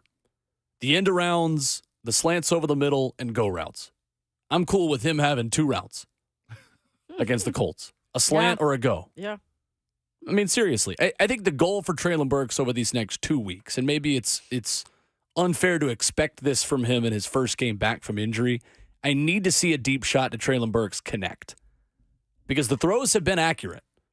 Will Levis has given him an opportunity at least 3 times on catchable balls that he's got to bring in deep down the field. He, at this point, is a little bit of a one-trick pony when it comes to the way he is used within the offense. I need to see one of those connect over the next 2 weeks. That's the expectation. Yeah, I'm with that, Will. But work him into it, 2025, and grow from there. Again, this offense is a little bit different from the last time he played. Coming up, Voice the Titans' Mike Keith previews a rematch with the Indianapolis Colts. We'll get his thoughts on what specifically the Titans correct from the first loss. And secondly, what Treylon Burks can add should he be available to go on Sunday against Indy. The Vot joins us after this.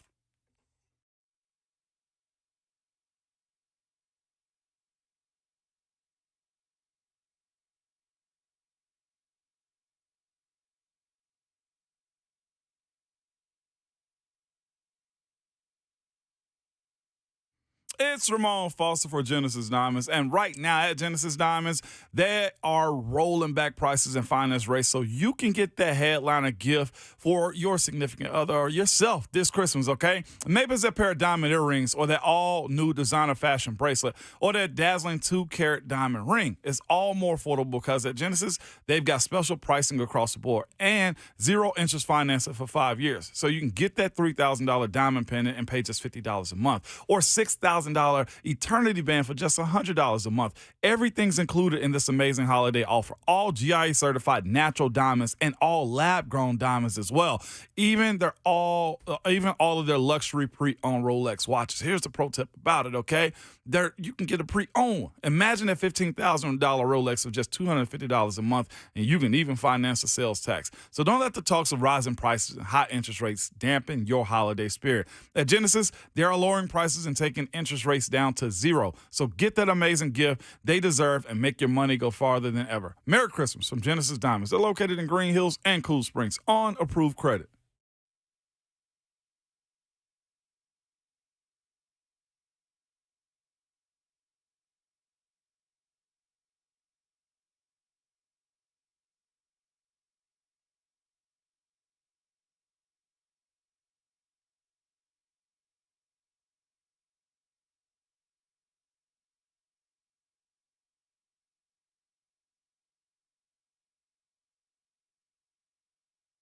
Life is busy. We could all use some extra time in our day, which is exactly why Two Rivers Ford offers mobile service. We'll bring the service to your driveway at no additional charge. Oil changes, brakes, batteries, the certified technicians at Two Rivers will perform basic maintenance on your vehicle wherever you are, so you'll have more time for moments like this. Schedule your mobile service appointment by scanning the QR code or calling Two Rivers Ford today.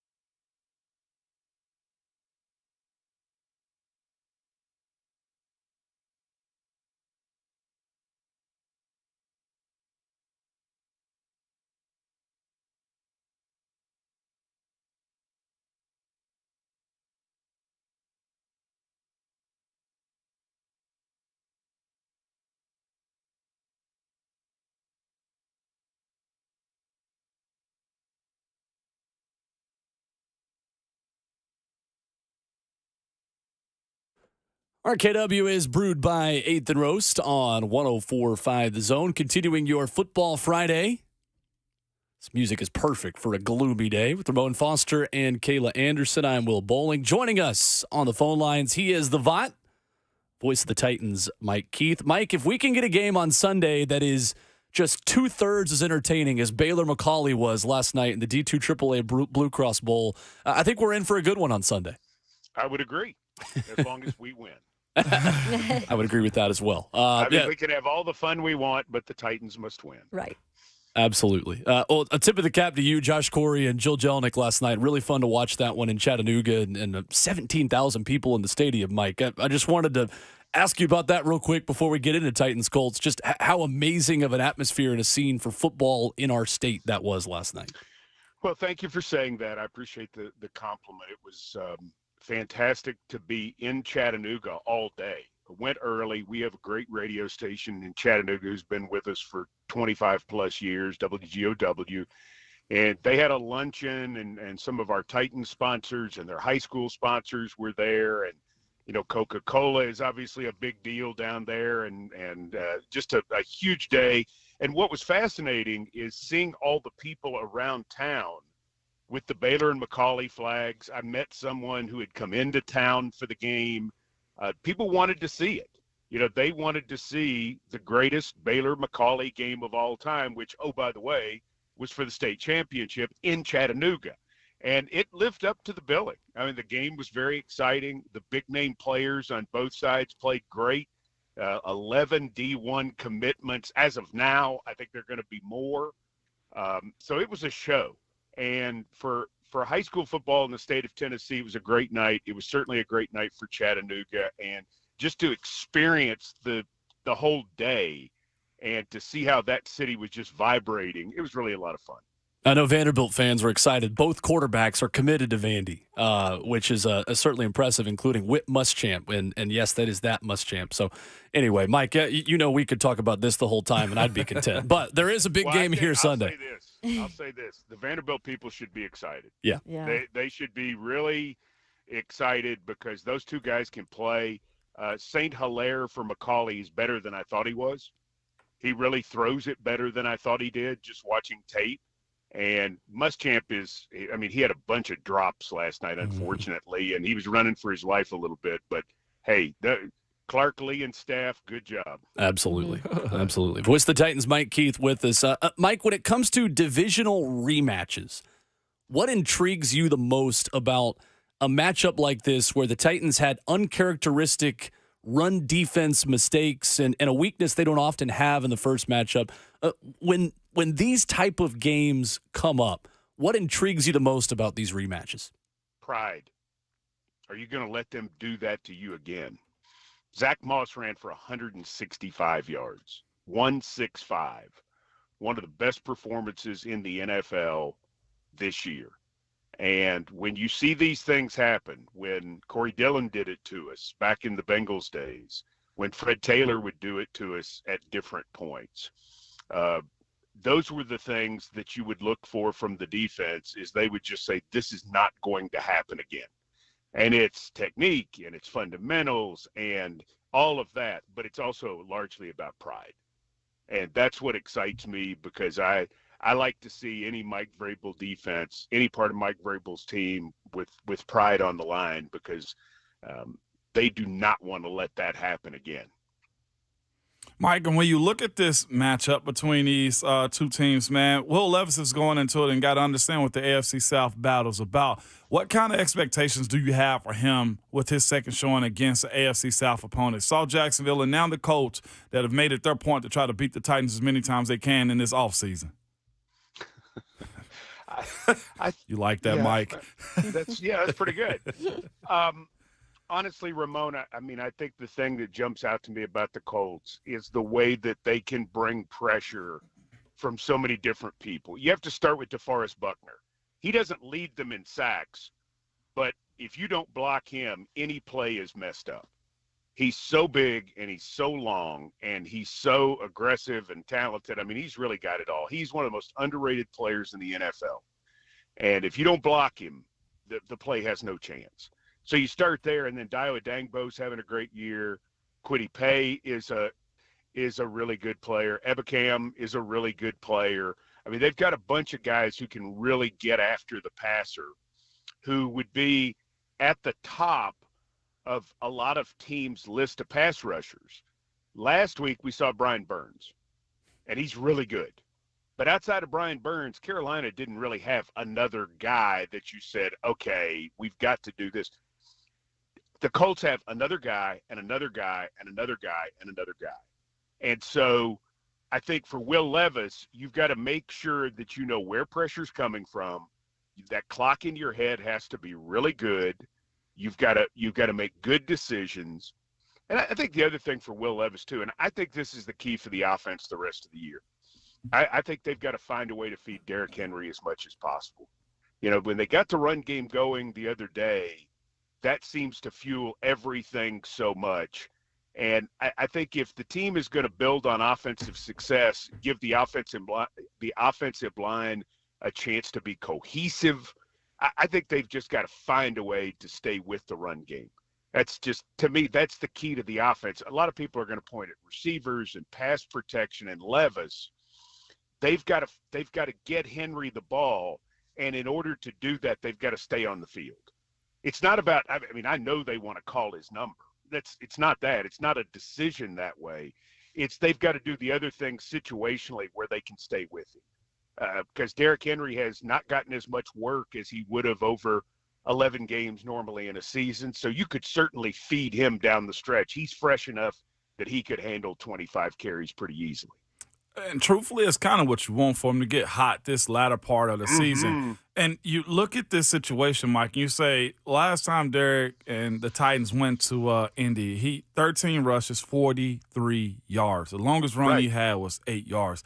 There has to be either an equal or opposite reaction. We're hoping for the opposite, meaning Derek goes off, right? How do you preview this weekend for them? Like, it has to be a beat down because – the Colts essentially controlled and beat the Titans down last time. If we're going to be all the way honest about it, Mike. It was not a 7-point game in reality. It really was. I mean, the Colts were in control of that football game. They controlled both lines of scrimmage.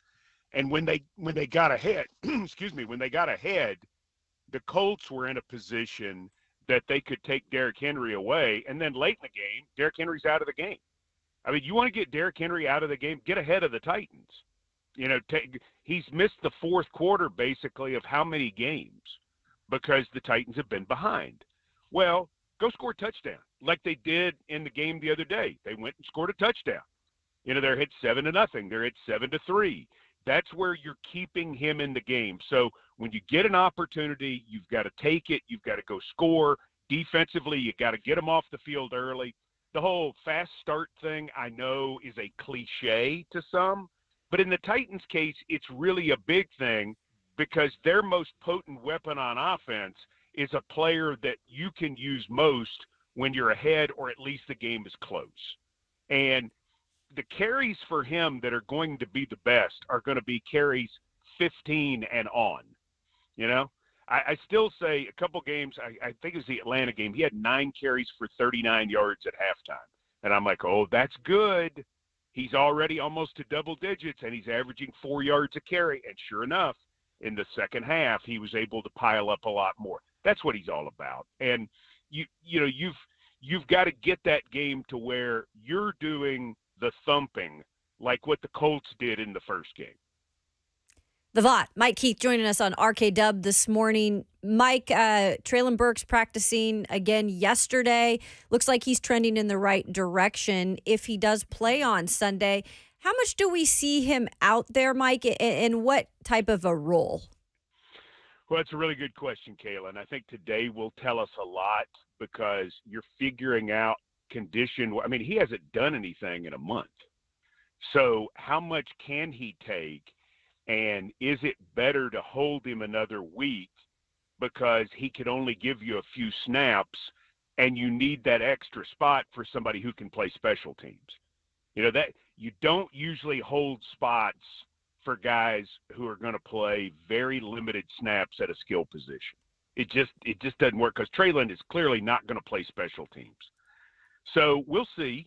I'm hopeful. I'd love to get him back out there. They may try to do something where they do try to get him back out there and get him in a flow because they feel good enough about his conditioning. If other parts of the roster, Kayla, are healthy enough. If so, if they don't have a need for somebody in that 48, then maybe they can do that. So I think today will tell that story, and I'm interested to see.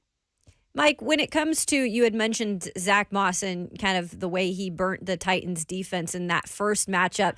Jeffrey Simmons this week in the locker room, you could tell he took that real personal, and the whole line did, right? But what is it about Indy up front in terms of their offensive line that has just made them so hard to win that battle? Just obviously very physical up front. Well, they are physical, but, that normally hasn't been the case. Yeah. The Titans have normally taken it to them, and they got it taken to them in that game. And so I'm sure Jeffrey takes it personally. Tart should take it personally. Everybody up front has got to take it very personally about what happened, because that was the opposite of what had been done. As Indy has gone through all these quarterbacks over the last few years, the Titans defense has basically tortured all of them. Whether it be Matt Ryan or, whomever they would put out there, Phillip Rivers, whatever they were going to try to do, the Titans have given them the business. It was the other way in this game.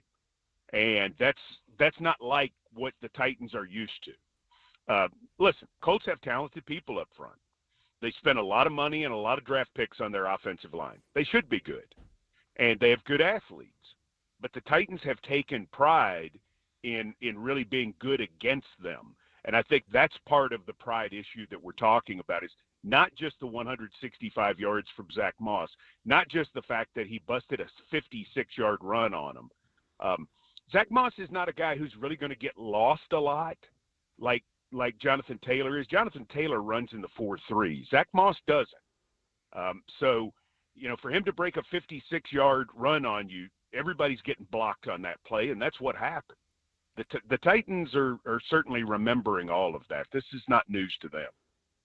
Mike, the appeal of having a homegrown left side of the offensive line obviously appeals to this organization and team moving forward, and the chemistry created already between Peter Skoronski and Jalen Duncan was a positive, certainly, out of the win over Carolina. You alerted us to the Jalen Duncan opportunity about a month ago, and just the fact that this staff and organization really liked him. As he grows into this left tackle role and earns more of an opportunity, what specifically do you think they see in him that they feel like they can build on and give the guy an opportunity for a bigger role this season and moving forward? Well, he's got all the tools, Will. I think that's the big thing is, so you're looking for the guy with the size. You're looking for the guy who can, be able to move his feet, who can be quick enough to get outside on those good athletes and be able to handle some of those guys with the motorcycle rider moves, as Coach Mack likes to say. You like the long arms. You like the strength, not the weight room strength. The weight room strength is fine, but, he has real play strength. And I think you see all of that. You see all of these things that you would look for. Somebody put out something just recently where he was at one time projected as potentially a first-round pick. I saw that, and the mocks and everybody. You don't know, but he has those kind of tools. I don't think it's crazy from the tools standpoint. And the question with him was consistency. Well, you put him in a system, and they kind of did the same thing they did with Levis. A lot of people didn't think he would make the active roster, but they put him on the active roster. He was there for 7 months. He's getting all of the work. And then he got a chance. And so they had sort of put him in that incubator like they did Levis, give him that time, and then put him out there in a way where they hope he can be more successful. And now we're going to find out. Is he the left tackle of the future? I don't have any idea. Every block wasn't perfect the other day. He had some misses, but you also see the different things potentially he could do. Here's the thing is, if Duncan's the left tackle, that's like winning $50,000 on a scratch off, right? On a dollar scratch off. But let's take it back another step. What if he's just one of your 5? What if he ends up being the right tackle or eventually the right guard or, whatever? What if he ends up being one of your 5 going forward? Well, that's not $50,000 on a scratch off, but it's sure better than a free ticket. It does. Right? I kind of want to sit here and brag on the emergence and watching Josh Wiley kind of grow a little bit and be incorporated more in this offense. But, Mike, you've watched this team for a good bit, right? And looking at how all of this rookie class is contributing, have you seen anything like this in your time as often as it has been for all of these rookies, as you was just talking about Jalen Duncan also? No, Ramon, I never have.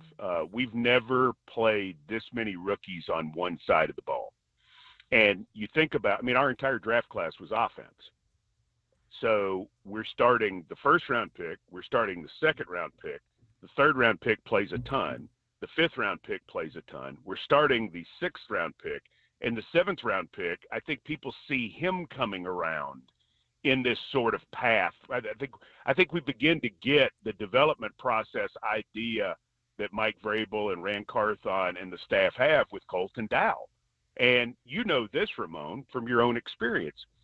That tackle on a kickoff, or I should say on a punt the other day, suddenly Colton Dowell is a better receiver at practice this week because he's got confidence. True. He knows, he says, I'm a player. I belong in this league. And they want to start to give him more. I think you're going to see him show up more at receiver as the year goes on. Not as a starter, not as, this threat or whatever, but this was a guy who was a 7th-round pick out of UT Martin, which is a really good FCS program. Jason Simpson does a great job, but it's a completely different level than Sunday. It takes time. And he was a late pick for that reason, but the Titans feel like he's a good one. So you're looking at this whole group and what they're contributing. And I said a couple weeks ago, we've seen 5 of them on the field together at the same time. And, there probably will come a point in the next couple of weeks where we'll see all 6 of them on the field at the same time. That's unheard of. And for whatever it means to 2023, it's one thing. But for what it means, knowing what you have as you head into the offseason, it's huge.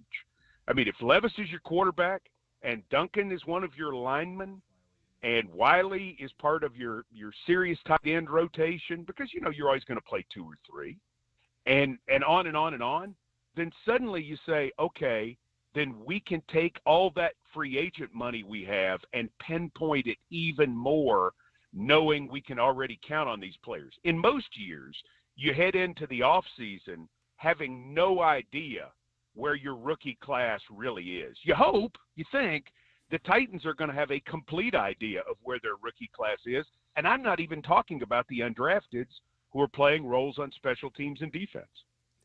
It's good stuff. With Voice of the Titans, Mike Keith, as always, this morning here on the show. Mike, thank you as always. Appreciate it. Thanks, Mike. Thanks, guys. Have a great day. Yes, sir. There's Voice of the Titans, Mike Keith, with us. Interesting stuff on the rookie class that I certainly want to get back into later on in the show at 9:20 as we talk about the next 5 years of the AFC South. I think that answer gives Titans fans hope when you look at C.J. Stroud, Trevor Lawrence, Anthony Richardson, and some of the talent around the division. So I want to get back into that coming up in hour 4 at 9:20. 615-737-1045. We'll catch up on your comments coming up next. Plus, another edition of the No Fun League strikes again, and one AFC wide receiver is taking matters into his own hands. Details of that come up.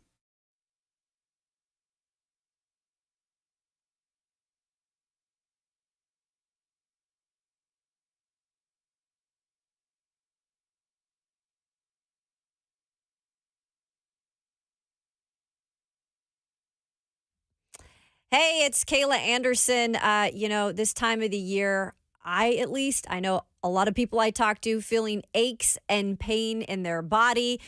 And guess what? We can help you with that because the future of joint pain relief is here, and it is QC Kinetics Advanced Regenerative Medicine, and it's amazing stuff. Hey, it's Kayla Anderson, and if you've been told that steroids, surgery are your only options, that is not the case. You can get a second opinion Learn more about how you can harness your body's own healing agents to attack that joint pain. And these treatments, they go to the very root of the problem using concentrated healing properties placed directly into your joint.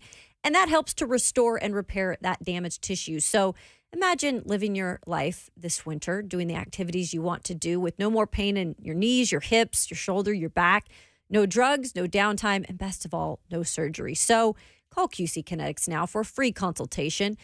It is 615-249-4024. That's QC Kinetics at 615-249-4024.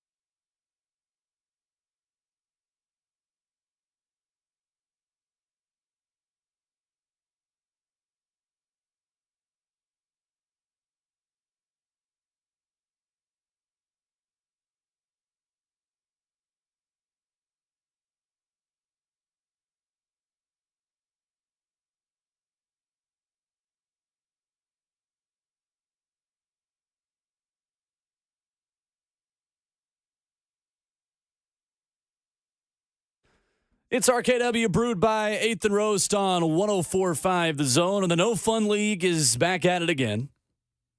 Ramon Foster, Kayla Anderson, Will Bowling with you. Dolphins wide receiver Tyreek Hill said yesterday that he will pay the salary of a photographer whose game credential was suspended by the NFL. So basically, correct me if I'm wrong, all that Tyreek Hill did was take the guy's phone and record himself doing a backflip. Correct. That was his personal guy, though, too. Correct.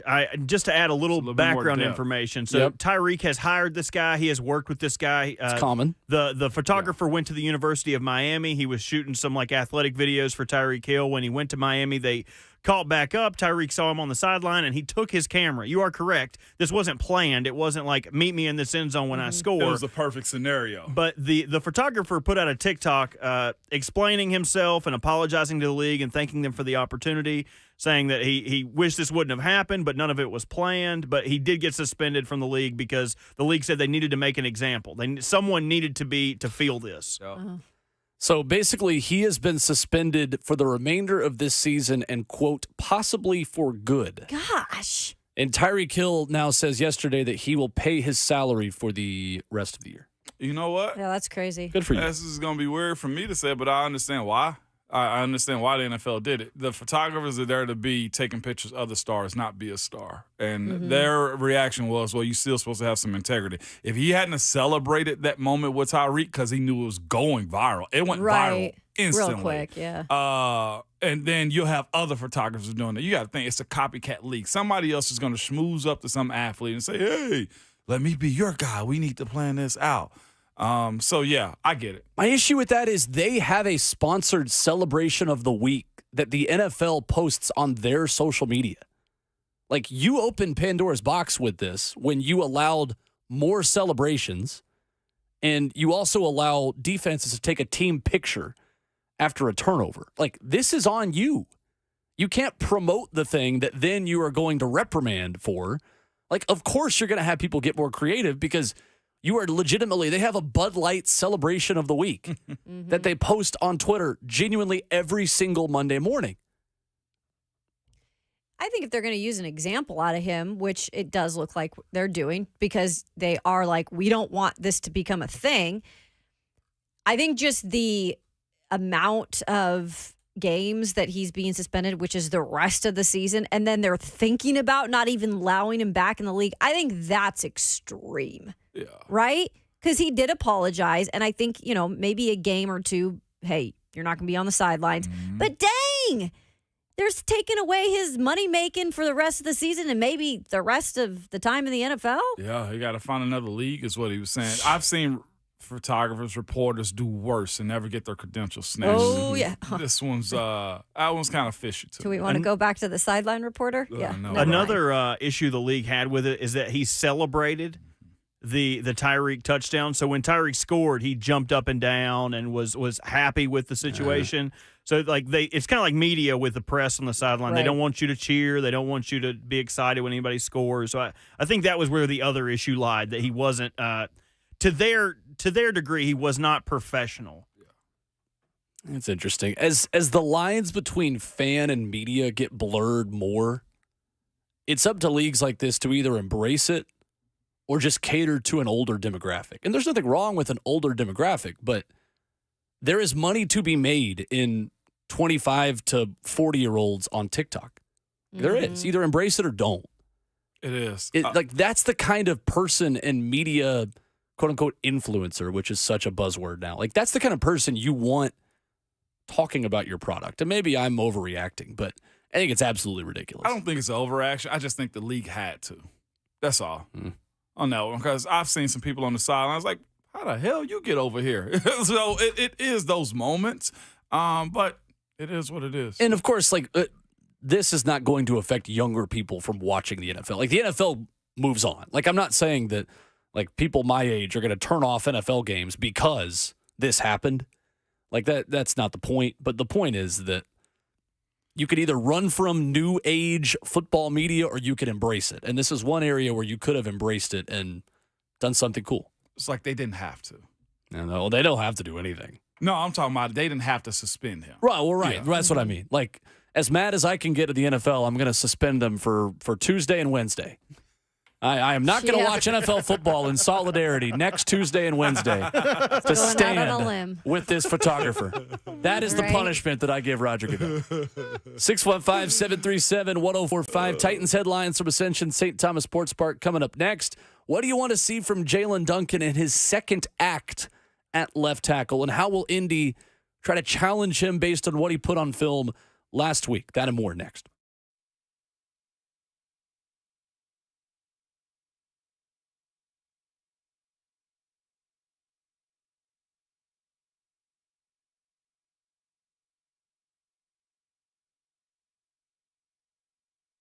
Hey, our good friend and certified arborist, Dean Glasscock, joining us now from Arbor Art Tree and Shrub. Now a Save a Tree company. It is wintertime, and talk to us about winter pruning, Dean. Yeah, hey, good morning. Happy Friday, everybody. The weekend is upon us. I hope everybody has a great weekend. In the meantime, if you have tree issues or if you have a lot of mature trees in your yard and shrubs around your home that you've invested a lot of money in, of course, we want to help you maintain that. And if you need to know if your mature trees are safe, we can help you with that. 615-299-9999. That's the number. I've been talking about it for almost 30 years now. We've been in business serving the Middle Tennessee area. Super proud of it. We are now Save a Tree, formerly Arbor Art Tree Care. But everybody is still in place. Liz is still in the office. Mackenzie's out selling, and so am I. So if you have trees that need to be looked at or have any maintenance or questions, we're going to be transparent with you and give you the truth. So we want to serve you if we can. Y'all have a great weekend. They are the experts. You heard it, almost 30 years of experience. You can trust them. And go ahead and give them a call. It's 299-9999. It's 299-9999.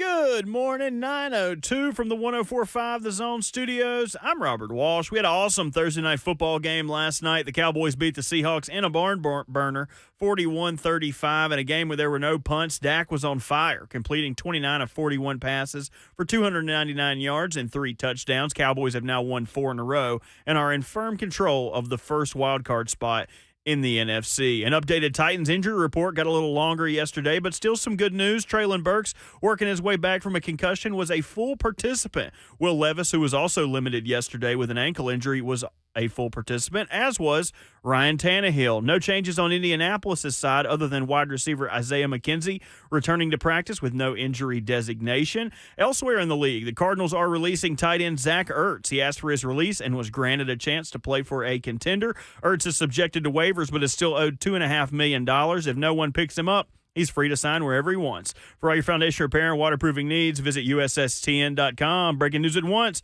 on your home for the Titans and the Vols. This is 104.5 The Zone.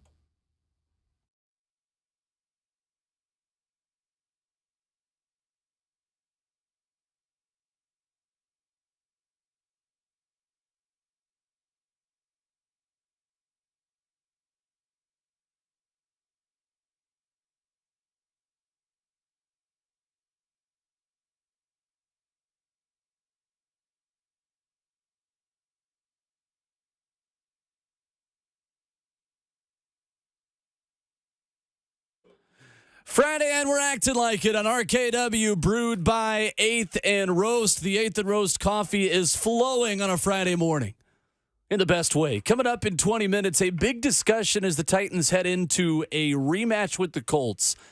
Which of the 3 AFC South rivals have the best outlook over the next 5 years?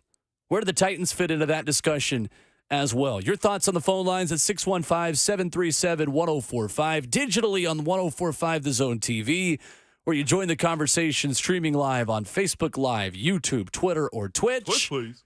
And you can also download the 1045 The Zone app in the App Store. Subscribe to us on the RKW podcast feed, Apple and Spotify. Legitimately, you cannot escape us on the internet or on your radio dial. Friday, and our motto on every Friday is to properly act like it.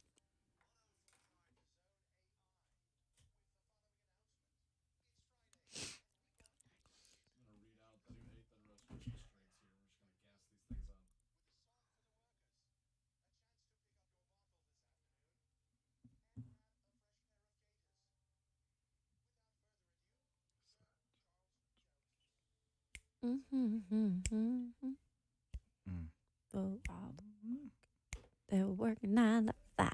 9 to 5 starting right now as well. That's true. It is. Welcome. Welcome, man. If you're in Nashville, you're going to party. Yeah, you are. Rain or not, Right. it's going to be a good time. My advice to the people today, maybe you've got a work playlist. Maybe you've got the Zone app in your AirPods. That's the right way to do a work day. It is. First and foremost, we're on 1045 The Zone TV. When we take our breaks at the end of every hour, rest of the day, just pop on Friday. Yeah. So Charles Jones, improve the mood a little bit. Your coworkers, your boss will thank you. Yep. Mm-hmm. Good way to live life. Another good way to live life is to go by 8th and Roast and get their new holiday drinks. I've just seen this on Instagram. Allow me to read this menu Please take your time for a Yeah. moment at it. from 8th and Roast. So they say on Instagram, at 8th and Roast, great Instagram follows as well. They'll always show their beautiful coffees for you there on their IG page. So they've got 4 holiday lattes that have been released. We have the Back to December latte. Shout out Taylor Swift. Pure sugar cookie inspiration, almond and brown sugar simple syrup, Christmas sprinkles, espresso, and your choice of milk. We've got Strange Life. This one sounds fun. House-made cherry, rosemary, and vanilla syrup. Woo. With espresso, your choice of milk, dusted with cocoa powder. I like that. There is a house-made pistachio latte with pistachio simple syrup, espresso, your choice of milk, crushed pistachios Oh, my goodness. drizzled on top. And then my personal favorite out of these, a peppermint bark mocha Sign me up. with house-made white mocha and classic mocha mixed with mint simple syrup, espresso, your choice of milk, topped with crushed candy cane. Yep. If you do not have one of those in your hands by the end of the day, demerit. Shame on you. Those sound so good. Those are, it's like when I go to a place, I want craft cocktails, right? I want to see them make it by hand. Yeah. That's what I feel like they're the equivalent to with coffee. Craft coffee. Like nothing better. Yep. I'm with that. And they do it well. Treat you right, and it's good. The designs on them coffees, I got to figure that I know. out. They are so cool. I love that. Yeah. So cool. I had a friend in college who could make the little flower in the really? foam. I would try to do it when I was a barista at a local chain, or a not so local chain that will remain nameless, that is popular in the Northeast, and I was unable to make the flour. But that's okay. It's all good. I would be drawing some things that probably end up like on the internet. Get you You know? fired. Yeah. I probably also What gave is somebody food poisoning once because I was not supposed to be cooking any of the food. I was supposed to just be making drinks. And in the afternoon, there'd only be 2 of us working. So when one person goes on their break, you are all of a sudden a chef, a barista, a front person, like you're everything. When your other person goes on their break. And this lady ordered a chicken biscuit in the drive-thru. And I realized after the fact that I only put it in the oven for the amount of time for like bacon, not for chicken. So I just heated up this cold chicken patty for like maybe 30 seconds. Ooh. And Like, it was this thing is juicy. not Right? great. So there's some woman in Williamson County who just hates my guts because of what I did to her guts Probably by not hating her. cooking chicken properly. Never returned. Yeah. Free chicken biscuit with a free side of salmonella. Exactly. 615-737-1045, our number.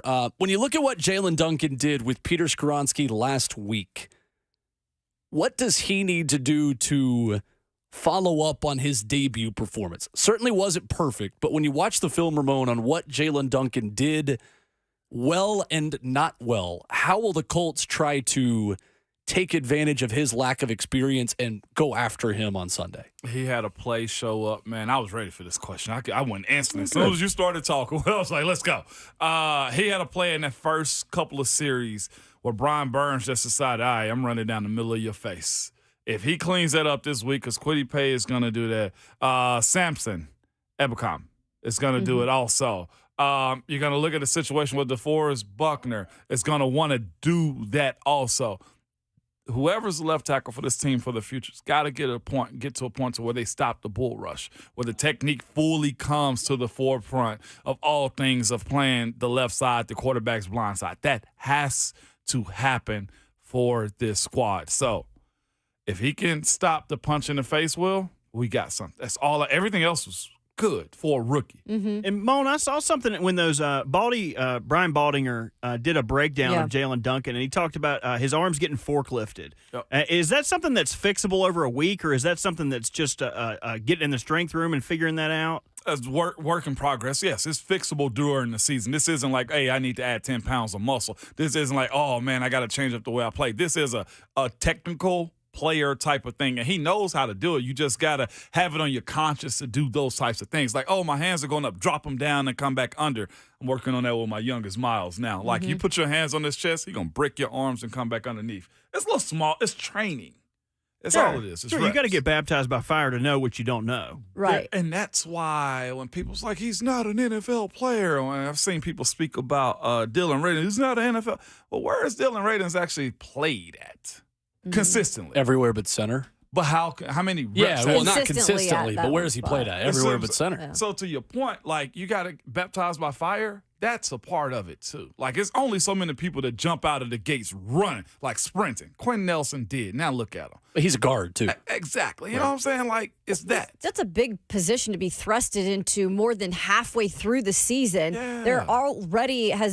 There's been so much scrutiny at on that side besides Peter, obviously the tackle position, because it hasn't been good enough, not even close to being good enough. So coming in with that on your shoulder, on top of being a rookie, on top of like, hey, this is now my opportunity, honestly, to maybe even be the future at this position, or at least a guy like Mike said that's in the rotation. That is a lot to take on, and I thought for the most part, like you guys mentioned, he did a really solid job. You have to learn, obviously, on the fly.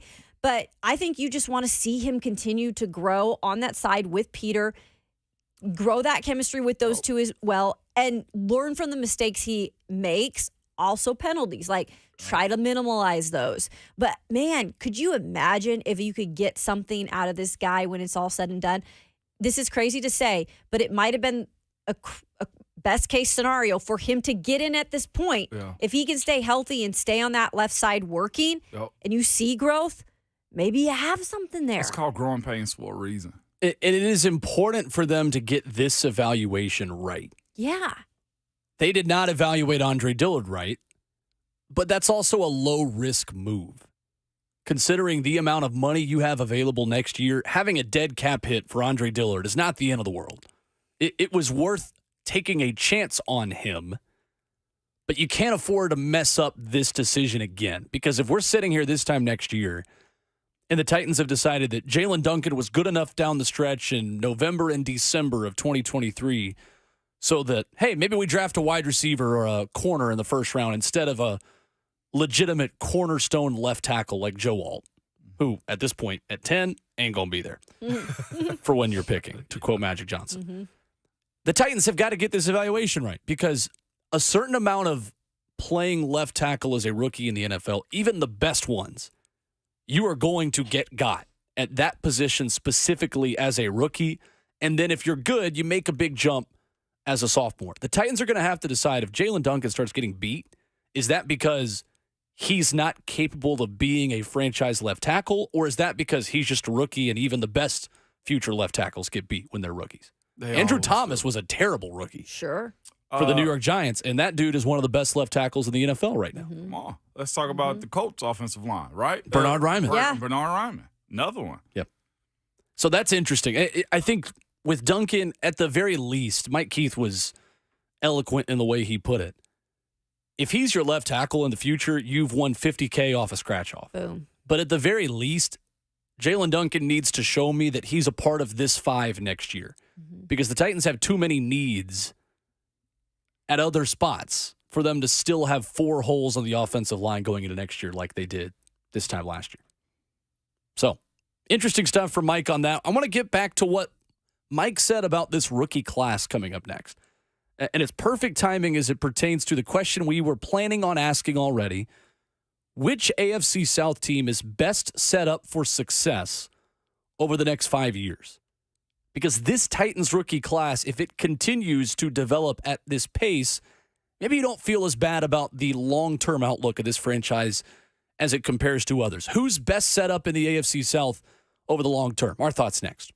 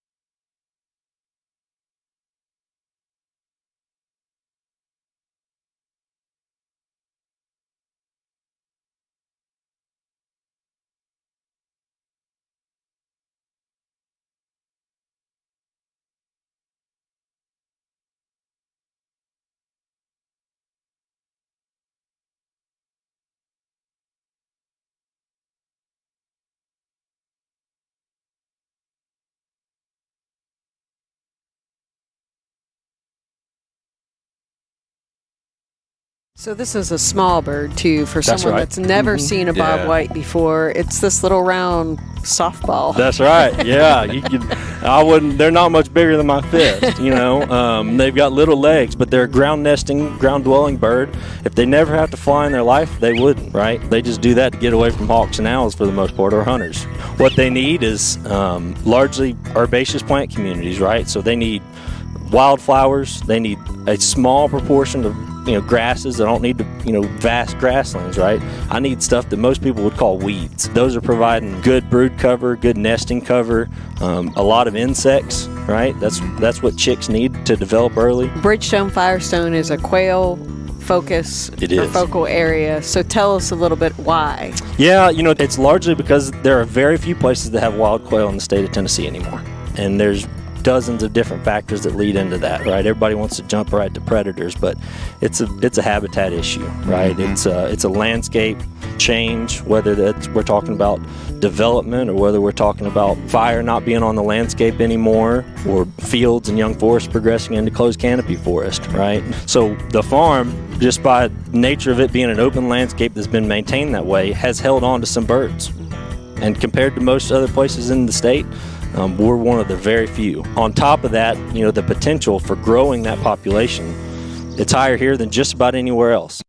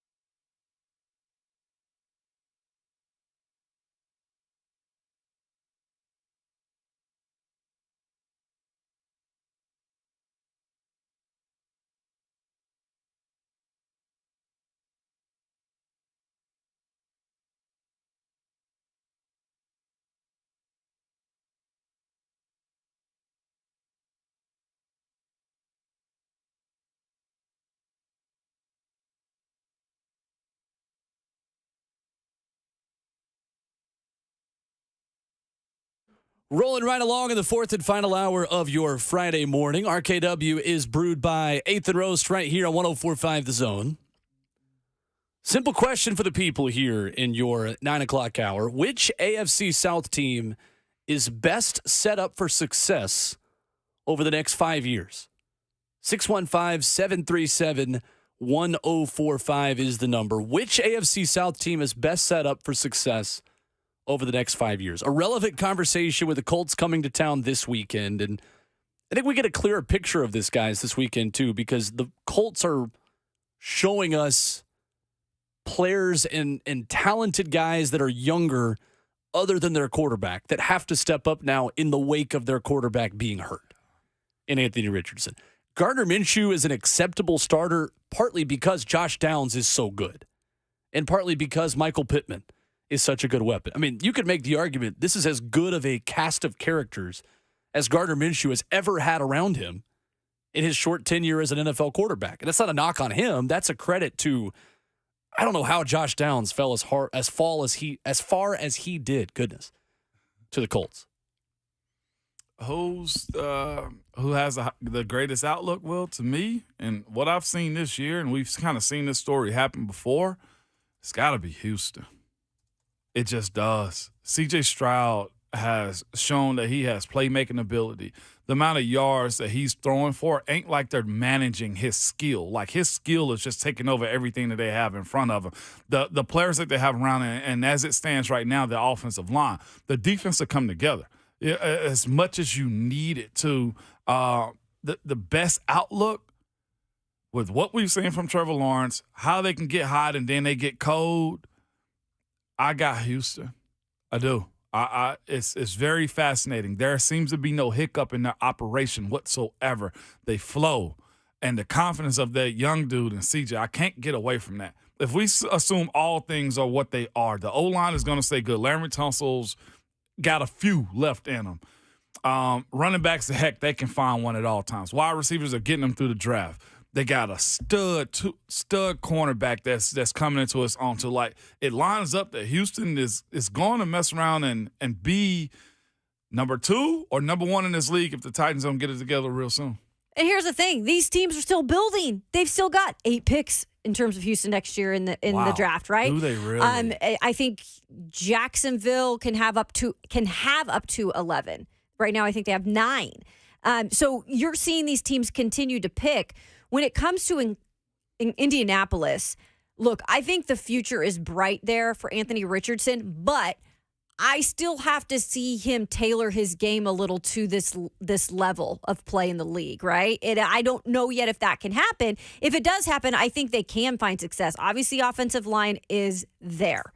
They've got the weapons like Will just said. I think you can build something there and be competitive again in the AFC South. But I look at Houston too, guys, and I'm not trying to just, jump along board there. But to me, like, the difference between Jacksonville and Houston right now is Jacksonville is in his 3rd year with Trevor Lawrence. They've taken some leaps, but I don't think it has been remarkable what Trevor Lawrence has done. It hasn't been anything that's wowed me. I think he's been okay.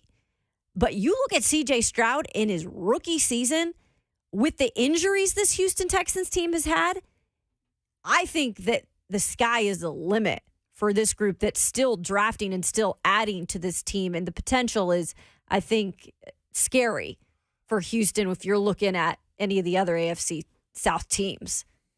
I think it's hard to say who is worst set up. Yeah. That's a harder question. I do think it's Houston. Absolutely. And I think with Houston specifically, C.J. Stroud is doing things as a rookie that we keep expecting from Trevor Lawrence. Mm-hmm. And that's the thing that is so interesting. Trevor Lawrence, of course, deserves a little bit of a mulligan for having Urban Meyer as his head coach as a rookie. But that mulligan is over. And at this point in Trevor Lawrence's maturation as a quarterback, he has not taken the leap forward that I think national media and people that cover this division expected him to take. And he's got great weapons. They have spent a king's ransom to put talented wide receivers and tight ends and offensive linemen around him. That money is about to run out. considering the extension that Trevor Lawrence is due in not that long. Mm-hmm. Right now, when you compare the other three starting quarterbacks in the AFC South, Lawrence, Richardson, and Stroud, who are going to be here long term, C.J. Stroud by far has been the best. And Richardson, you kind of throw out with only 4 games of a sample size. C.J. Stroud has a passer rating of 100.8. Trevor Lawrence is at 92. Trevor's got 12 touchdowns, 7 picks. He's completed 67% of his passes. Okay, I'll give you that. He has been great. He's been good. He's a top 10 to 12 quarterback in the NFL. I think C.J. Stroud might be top 5 right now. If you're asking me right now who are the top 5 best quarterbacks solely based on this season, you have to talk about C.J. Stroud in that discussion.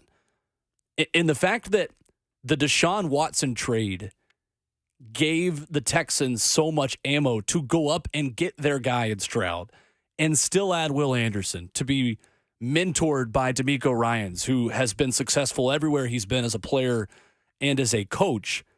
The Cleveland Browns, in their infinite lack of wisdom, have made the Houston Texans best positioned over the next 5 years of the AFC South on one trade. They've made them rich, Will. On one trade, because Houston was able to package a first and a second together, knowing they had Cleveland's first again next year to go get their guy. So let's ask the opposite question. Which team is worse set up over the next 5 years in the AFC South? I don't think it's the Titans. You don't? You Then don't? you're No, looking Because at, I look at what this year's draft presents. Unless there's a lot of moves to be made as far as like stacking up classes, or you just talked about money running out. Unless you plan on going into the war chest as far as the salary cap goes and shopping and hoping it works. And also, it's a lot to kind of say when it comes down to saying, okay, we're going to reshape this team. How sustainable is that? well, also, is Will Levis really your guy? Right too. now, we're saying, yes, he is. It looks like he is. But is he really? Because I think you go to those other teams, and it looks for sure those are the guys, hands down. I think there's still a couple questions here and there. Is Will Levis the guy? And if that is not the case, if he's not the guy, you're then having to Reset find again. a quarterback. Yeah. Yep. I think that the Colts are set up worst out of all 4 teams. You know why? Why? Who's their owner? Mr. Irsay. I'm dead serious. Mr. Irsay. Who's their owner? He could Jim always Irsay. screw it up. I do not trust Jim Irsay to run a competent organization at this point in his life and career. And maybe that's a bit too personal. I don't think it is. Genuinely at this point, I still don't think the Anthony Richardson pick is going to work out for them. I think they've got a solid head coach, and they have the right head coach in Shane Steichen to mentor Anthony Richardson. But that is the most volatile person, not named David Tepper, in the NFL at the most important role that you have to have in order to be a healthy and successful franchise. And I get it. The Colts fans we have that listen to this show, and the one in particular is going to come in, well, but he's got rings. He's got rings. He had Peyton Manning. Of course he has rings. Right? So Like- did Denver. Yeah, right. I mean, there are plenty of coaches and teams that have been carried to Super Bowl rings by Hall of Fame quarterbacks. And that was one of them, by the way, in the Indianapolis Colts. Those days are long gone, and Peyton Manning is not walking through that door. And I don't think that Jim Irsay is walking into this door either, because Jim is not. Every time Jim Irsay tweets, I get more excited about the downfall of the Colts and the Titans passing them back again in the AFC South. I really do. It's not Yeah. steady up there. I'll tell you that much in terms of ownership. I mean, No. you never know what's going to. I mean, look at the whole Jonathan Taylor stuff. I know it worked out in the end, but if he's capable of creating that type of mess, I do not put anything past him year to year. Yeah. And to me, you got to be at least be stable in your base and your ownership. And there's a lot of creaks, It is. cracks. It is, but what they've had right now is they've hit good on some good spots. They're being carried by that offensive line. They're being carried by some good defensive players that they just happen to strike in on. I think Kwity Paye may be one of the biggest assets that they've had as far as being one of the hometown guys. They had to go out and get DeForest Buckner also in some free agent moves in itself. As far as the Colts are concerned with me and how I view them as a team that they're hopeful. Like, I ain't going to say they're just overly terrible, but they're hopeful because I don't know what Anthony Richardson's going to look like in year 2. His biggest thing he needs to bring into the table next year is the mental side of his game and how he's going to dissect and not just happen to use his legs. The moment he started running in games, I was like, how long can this last? I know you're big, but at some point you got to start taking care of yourself. And what happened in the Titans game? He gets plowed and he's out of the game with his shoulder hanging down. You can't allow that. That's why when you start talking about who I think is, has a program that's more sustainable, you got to look at what Houston provided this year in year 1. Again, if we were having the same conversation about Will Levis, and it's like, man, he's thrown for this amount of yards, this amount of turnovers, but this amount of touchdowns. Like, we're in a different conversation. Like, and I'll say this about Levis. It's there. It's a matter of also building and crafting a team to allow him to shine more. Same thing we thought about what it was in Kentucky. He's got to have guys around him. Most quarterbacks will tell you that also. Traylon, get him back into the fold. Whatever your second, third, and fourth wide receiver weapons and targets going to be has to sift out. It's almost like a powdered sugar over a friggin' cookie or something. Like, give me more. Spread it out. Who are my guys that I'm going to have moving forward? That's Will Levis's biggest hiccup right now. And this team will have to build upon it because you're going to have to ask yourself, do you go O-line, D-line, or do you actually go for a luxury piece because you think you have your quarterback? That's a hard question to ask answer whenever you're looking at where Will Levis is right now. You also have money next year if you're the Tennessee Titans, but just because you have money doesn't mean you can just go spend it unwisely. And I trust in Rand Carthon specifically with this type of stuff compared to John Robinson. I just feel like they know what the expectations are now that they're going to have that money. They've got to spend it wisely and get the right picks in that are surrounding Will Levis in particular. I got one pushback, though, Kayla. I don't want to trust in no more GMs. Well, I know you. Yeah, maybe let's not more T-shirts. Let's not take the voucher out. Yeah, until we see. I guess that's fair to say. Yeah, you're right. Let's not take the voucher. No, that is very fair to say. But I'm just saying, we were all swinging on the vine of it. J-Rob we trust, and then we got put on our backs. But supposedly Rand and Vrabel don't get along, according to some articles. So that's what they tell us. Comment in the F&N Bank chat where you can watch the show on Facebook Live, YouTube, Twitter, or Twitch. Will Anderson, 1983, writes in and says, "Are y'all what? Huh? Sorry, I thought it was Will Anderson of the Houston Texans. That's the guy's name. Yeah. Says, are y'all watching these games or just using stats to justify your opinion? CJ ain't that good. Neither is Lawrence." All right. Have you watched CJ Stroud? Yeah, have you watched them? The throws he made against Cincinnati late to win that game? I don't. Are you watching the games? Maybe you're playing in the games, Will Anderson. Maybe you're not watching. That's what I said. That's the other thing. The devil's in the detail, though, too, Will. You said over the next 5 years. Yeah, right. I mean, he has the 5th best passer rating of any quarterback playing right now. I'm throwing out Kirk Cousins because he's hurt, and he would be the other guy in the top 6. He's the 5th best passer rating as a rookie on a team that was a doormat a year ago. That's the point, right? Yeah. If that's not impressive to you, then you need impressive lessons. I think Michael Scott can teach him. That's right. You need awesome lessons. You need awesome lessons. The reason I say the Titans aren't the worst outlook is specifically to a point that Mike Keith made with us the last hour. And I think specifically when you look at this draft class and how unprecedented it is to be playing this one draft class so much on only one side of the football. If you do this again in 2024, then you've got something to work with a little bit. This was Mike Keith earlier on the show. We've never played this many rookies on one side of the ball. And you think about, our entire draft class was offense. So we're starting the first-round pick. We're starting the second-round pick. The third-round pick plays a ton. The fifth-round pick plays a ton. We're starting the sixth-round pick. And the seventh-round pick, I think people see him coming around in this sort of path. I think we begin to get the development process idea that Mike Vrabel and Rand Carthon and the staff have with Colton Dowell. And you know this, Ramon, from your own experience.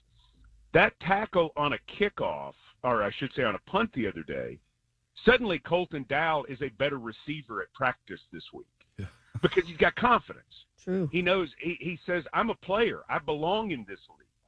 And they want to start to give him more. I think you're going to see him show up more at receiver as the year goes on. Not as a starter, not as, this threat or whatever, but This was a guy who was a 7th-round pick out of UT Martin, which is a really good FCS program. Jason Simpson does a great job, but it's a completely different level than Sunday. It takes time. And he was a late pick for that reason, but the Titans feel like he's a good one. So you're looking at this whole group and what they're contributing. And I said a couple weeks ago, we've seen 5 of them on the field, 6 of them on the field at the same time. That's unheard of. And for whatever it means to 2023, it's one thing. But for what it means, knowing what you have as you head into the offseason, it's huge.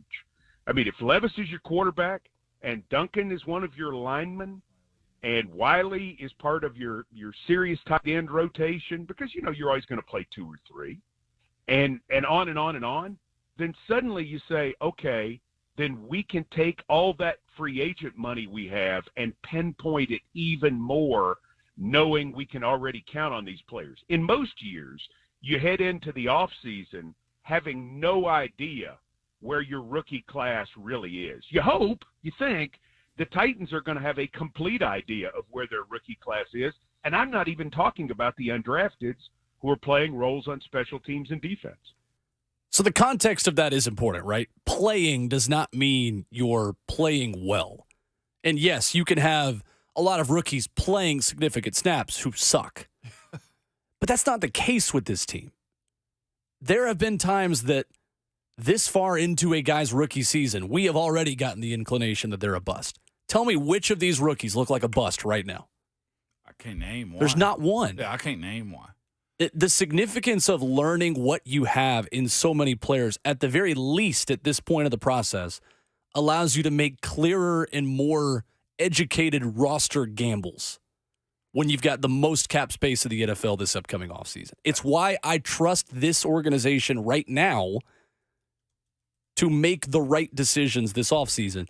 And if they don't, it's not for lack of information and lack of clarity on who you already have. It's just because they misevaluated. You know where your navigation or your next stop is. Another draft class like this, and the Titans are right back in the conversation in the AFC South. And by the way, Chris Boyd, who is in the F&M Bank chat, I put out a supplemental draft note yesterday, specifically because I thought it was interesting that the Titans, in terms of rookies on the offensive side of the ball, led the league in the amount of snaps this year.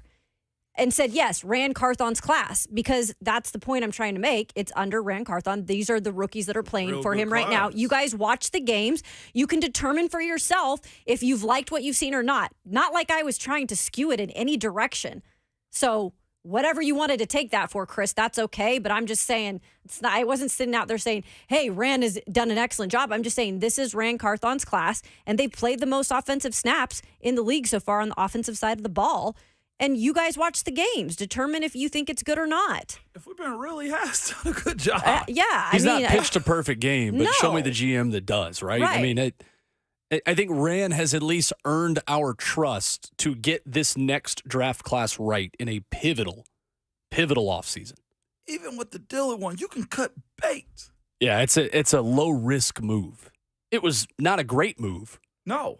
But they took that gamble knowing that it might blow up in their face, and it has. So what? Howie Roseman's had a lot of moves blow up in his face. Howie Roseman, actually, and the Eagles were the guys that drafted Dillard first. So, I know. 615-737-1045. Your phone calls to wrap up the show coming up. A little weekend preview, a little motivation, perhaps, from our guy Macho Man, Todd Titan. Send us home. Good way to end a week. Next.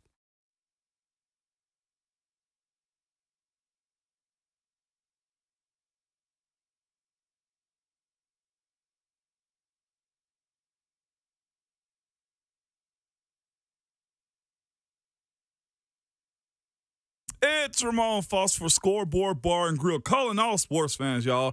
104.5 The Zone is bringing you the ultimate sports experience this Friday, today, from 3 to 6, while 3HL broadcasts live from Scoreboard Cedar Creek. Hold on to your hats. We've got more than just sports talk lined up for you. Enjoy 2-for-1s.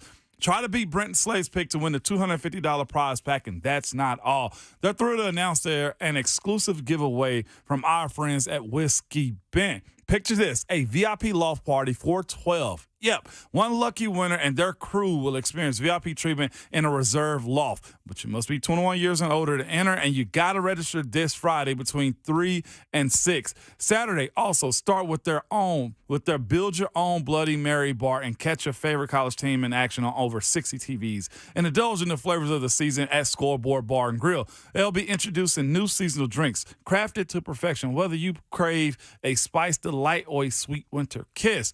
Their new drinks are sure to elevate your spirits. All this and more starting today and going on all weekend at Scoreboard Cedar Creek.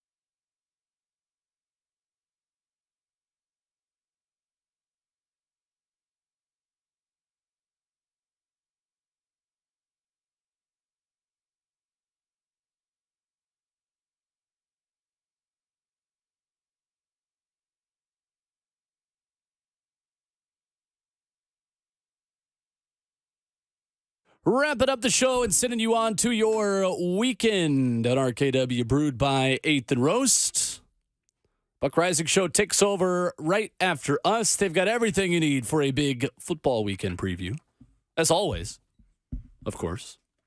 They have got Coach Mack, Friday Fire, much, much more coming up this morning. Shout out to Buck, man. I feel like he always get a lot. He just get a lot of flack. I like We to just give my like dog, to bust his Yeah, I know. We bust his chops. chops. Yeah, I like messing with Buck. That's my dog. He can take it. Yeah, he a big He's boy. good at that. He went to IU. He'd be all right. Well, IU's got a head coach. And don't ask him about basketball, though, right now. Taking the JMU coach. He could have waited for a better job. Oh! No, I'm serious. Are you kidding me? It is kind of I wonder what the Kurt pay Signetti. increase was. God, I mean, No. Kurt Signetti could have waited probably this cycle and taken a better job. Indiana is one of the worst jobs in college football right now, in my opinion. Tom Allen was fine. Yeah. But instead of paying $10 million for NIL, they paid $20 to fire him.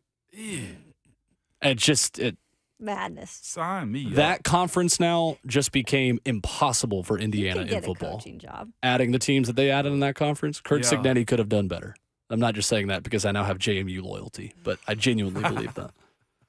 Anyway, Well, he's going up to, what is it? Bloomington. Bloomington? I think we all said this too. As soon as Duke had a good season, that coach wasn't going to last there. We knew it. He gone. Yeah, he was gone. Said quick. Duke? Duke. Yeah. Their head Elko. coach. Duke. Blue Devil. Blue Yeah, well, Devils, yeah. but this is okay. No, I'm This just is saying the- in general Yeah, for yeah, JMU, right. places like Duke that have good That's fair. seasons. That's fair. They're gone. Duke and Yeah. the Dukes, Yeah, Duke and the Dukes. which need to play in the Dukes Mayo Bowl. Let's go to Frank in New York to wrap up the show here before we get to Todd Titan. What's up, Frank? Hey, what's going on, RKW? How much? What's Good up? morning. My Tennessee family. Listen, I got a point on Tim Kelly, but I just want to let you guys know I'm a diehard Titans fan, even though I'm born and raised in New York. Nice. Coming down to Nissan Stadium for the first time, so I'm going to bring it. I hope the rest of Nashville and the Titans fans bring it on Sunday. I want to beat them damn Colts. Don't want to have them get that W on us. Can't have that. So I'm super pumped. I plan on losing my voice by the end of the game. Nice. There we go. On Tim Kelly, I want to say I actually like his play creativity. I think, sometimes the play calling's here or there, but I think the ones he's drawing up are actually really good. It's just, the execution hasn't been there all year. And I know we all loved Arthur Smith, and he did a great job, but I feel like he obviously had a better O-line to work with. He had Derek in his prime. He had A.J. Brown. And even though you're not seeing the results on offense, I actually think Tim Kelly's doing a good job this year. Appreciate that. Thank you, Frank. Thanks, Frank. I think this script for Tim Kelly is great. The opening script. I need to see more in-game adjustments, shifts. Sure. Granted, there are not many adjustments you can make when your offensive line can't block 4 with 5 or even 3 with 5. But I honestly agree with some of that. Mm-hmm. I think Tim Kelly needs to improve his feel for the game sometimes and not trying the creative stuff in the wrong moments. Yes. I think that's where he's got to grow as a play caller. But I do think creativity-wise, I think he's doing everything that he can to make this offense watchable for the neutral observer. Yeah. I agree with that. I would kind of agree with I him think on it's that. fair. To wrap up the show, as we always do on weekends where we've got Titans football, we close out with Macho Man Todd Titan. A little bit of a shot of energy, courtesy of our very good friend, Macho Man Todd Titan, who joins us right now, sending us into the weekend. A Reaction Monday coming up after the football. Enjoy it. We'll be here to recap it with you, but right now, Macho Man Todd Titan gets you fired up on a Friday. Take it away, Todd. Oh, yeah! Victory is sweet, and it felt real nice to get back in the win column last week. And we're going to keep that ball rolling this week because at home we are undefeated. We are undisputed, and you cannot handle the madness and the electricity of the Titans when we're sitting in Nissan Stadium, yeah? Because typically a plan is no plan. But this week, Indianapolis Colts, yeah, we're going to take our time. We're going to dissect you piece by piece. We're going to be calculated because we don't like you, Indianapolis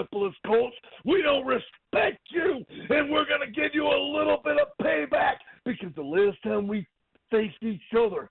We felt it. We felt you beat us, and we didn't like that at all because the season is better to give than receive, and we're going to give you the payback that you deserve on Sunday. I'm climbing the top rope, and I'm dropping an elbow. The Titans are going to roll. It's time to clean up. Dig it!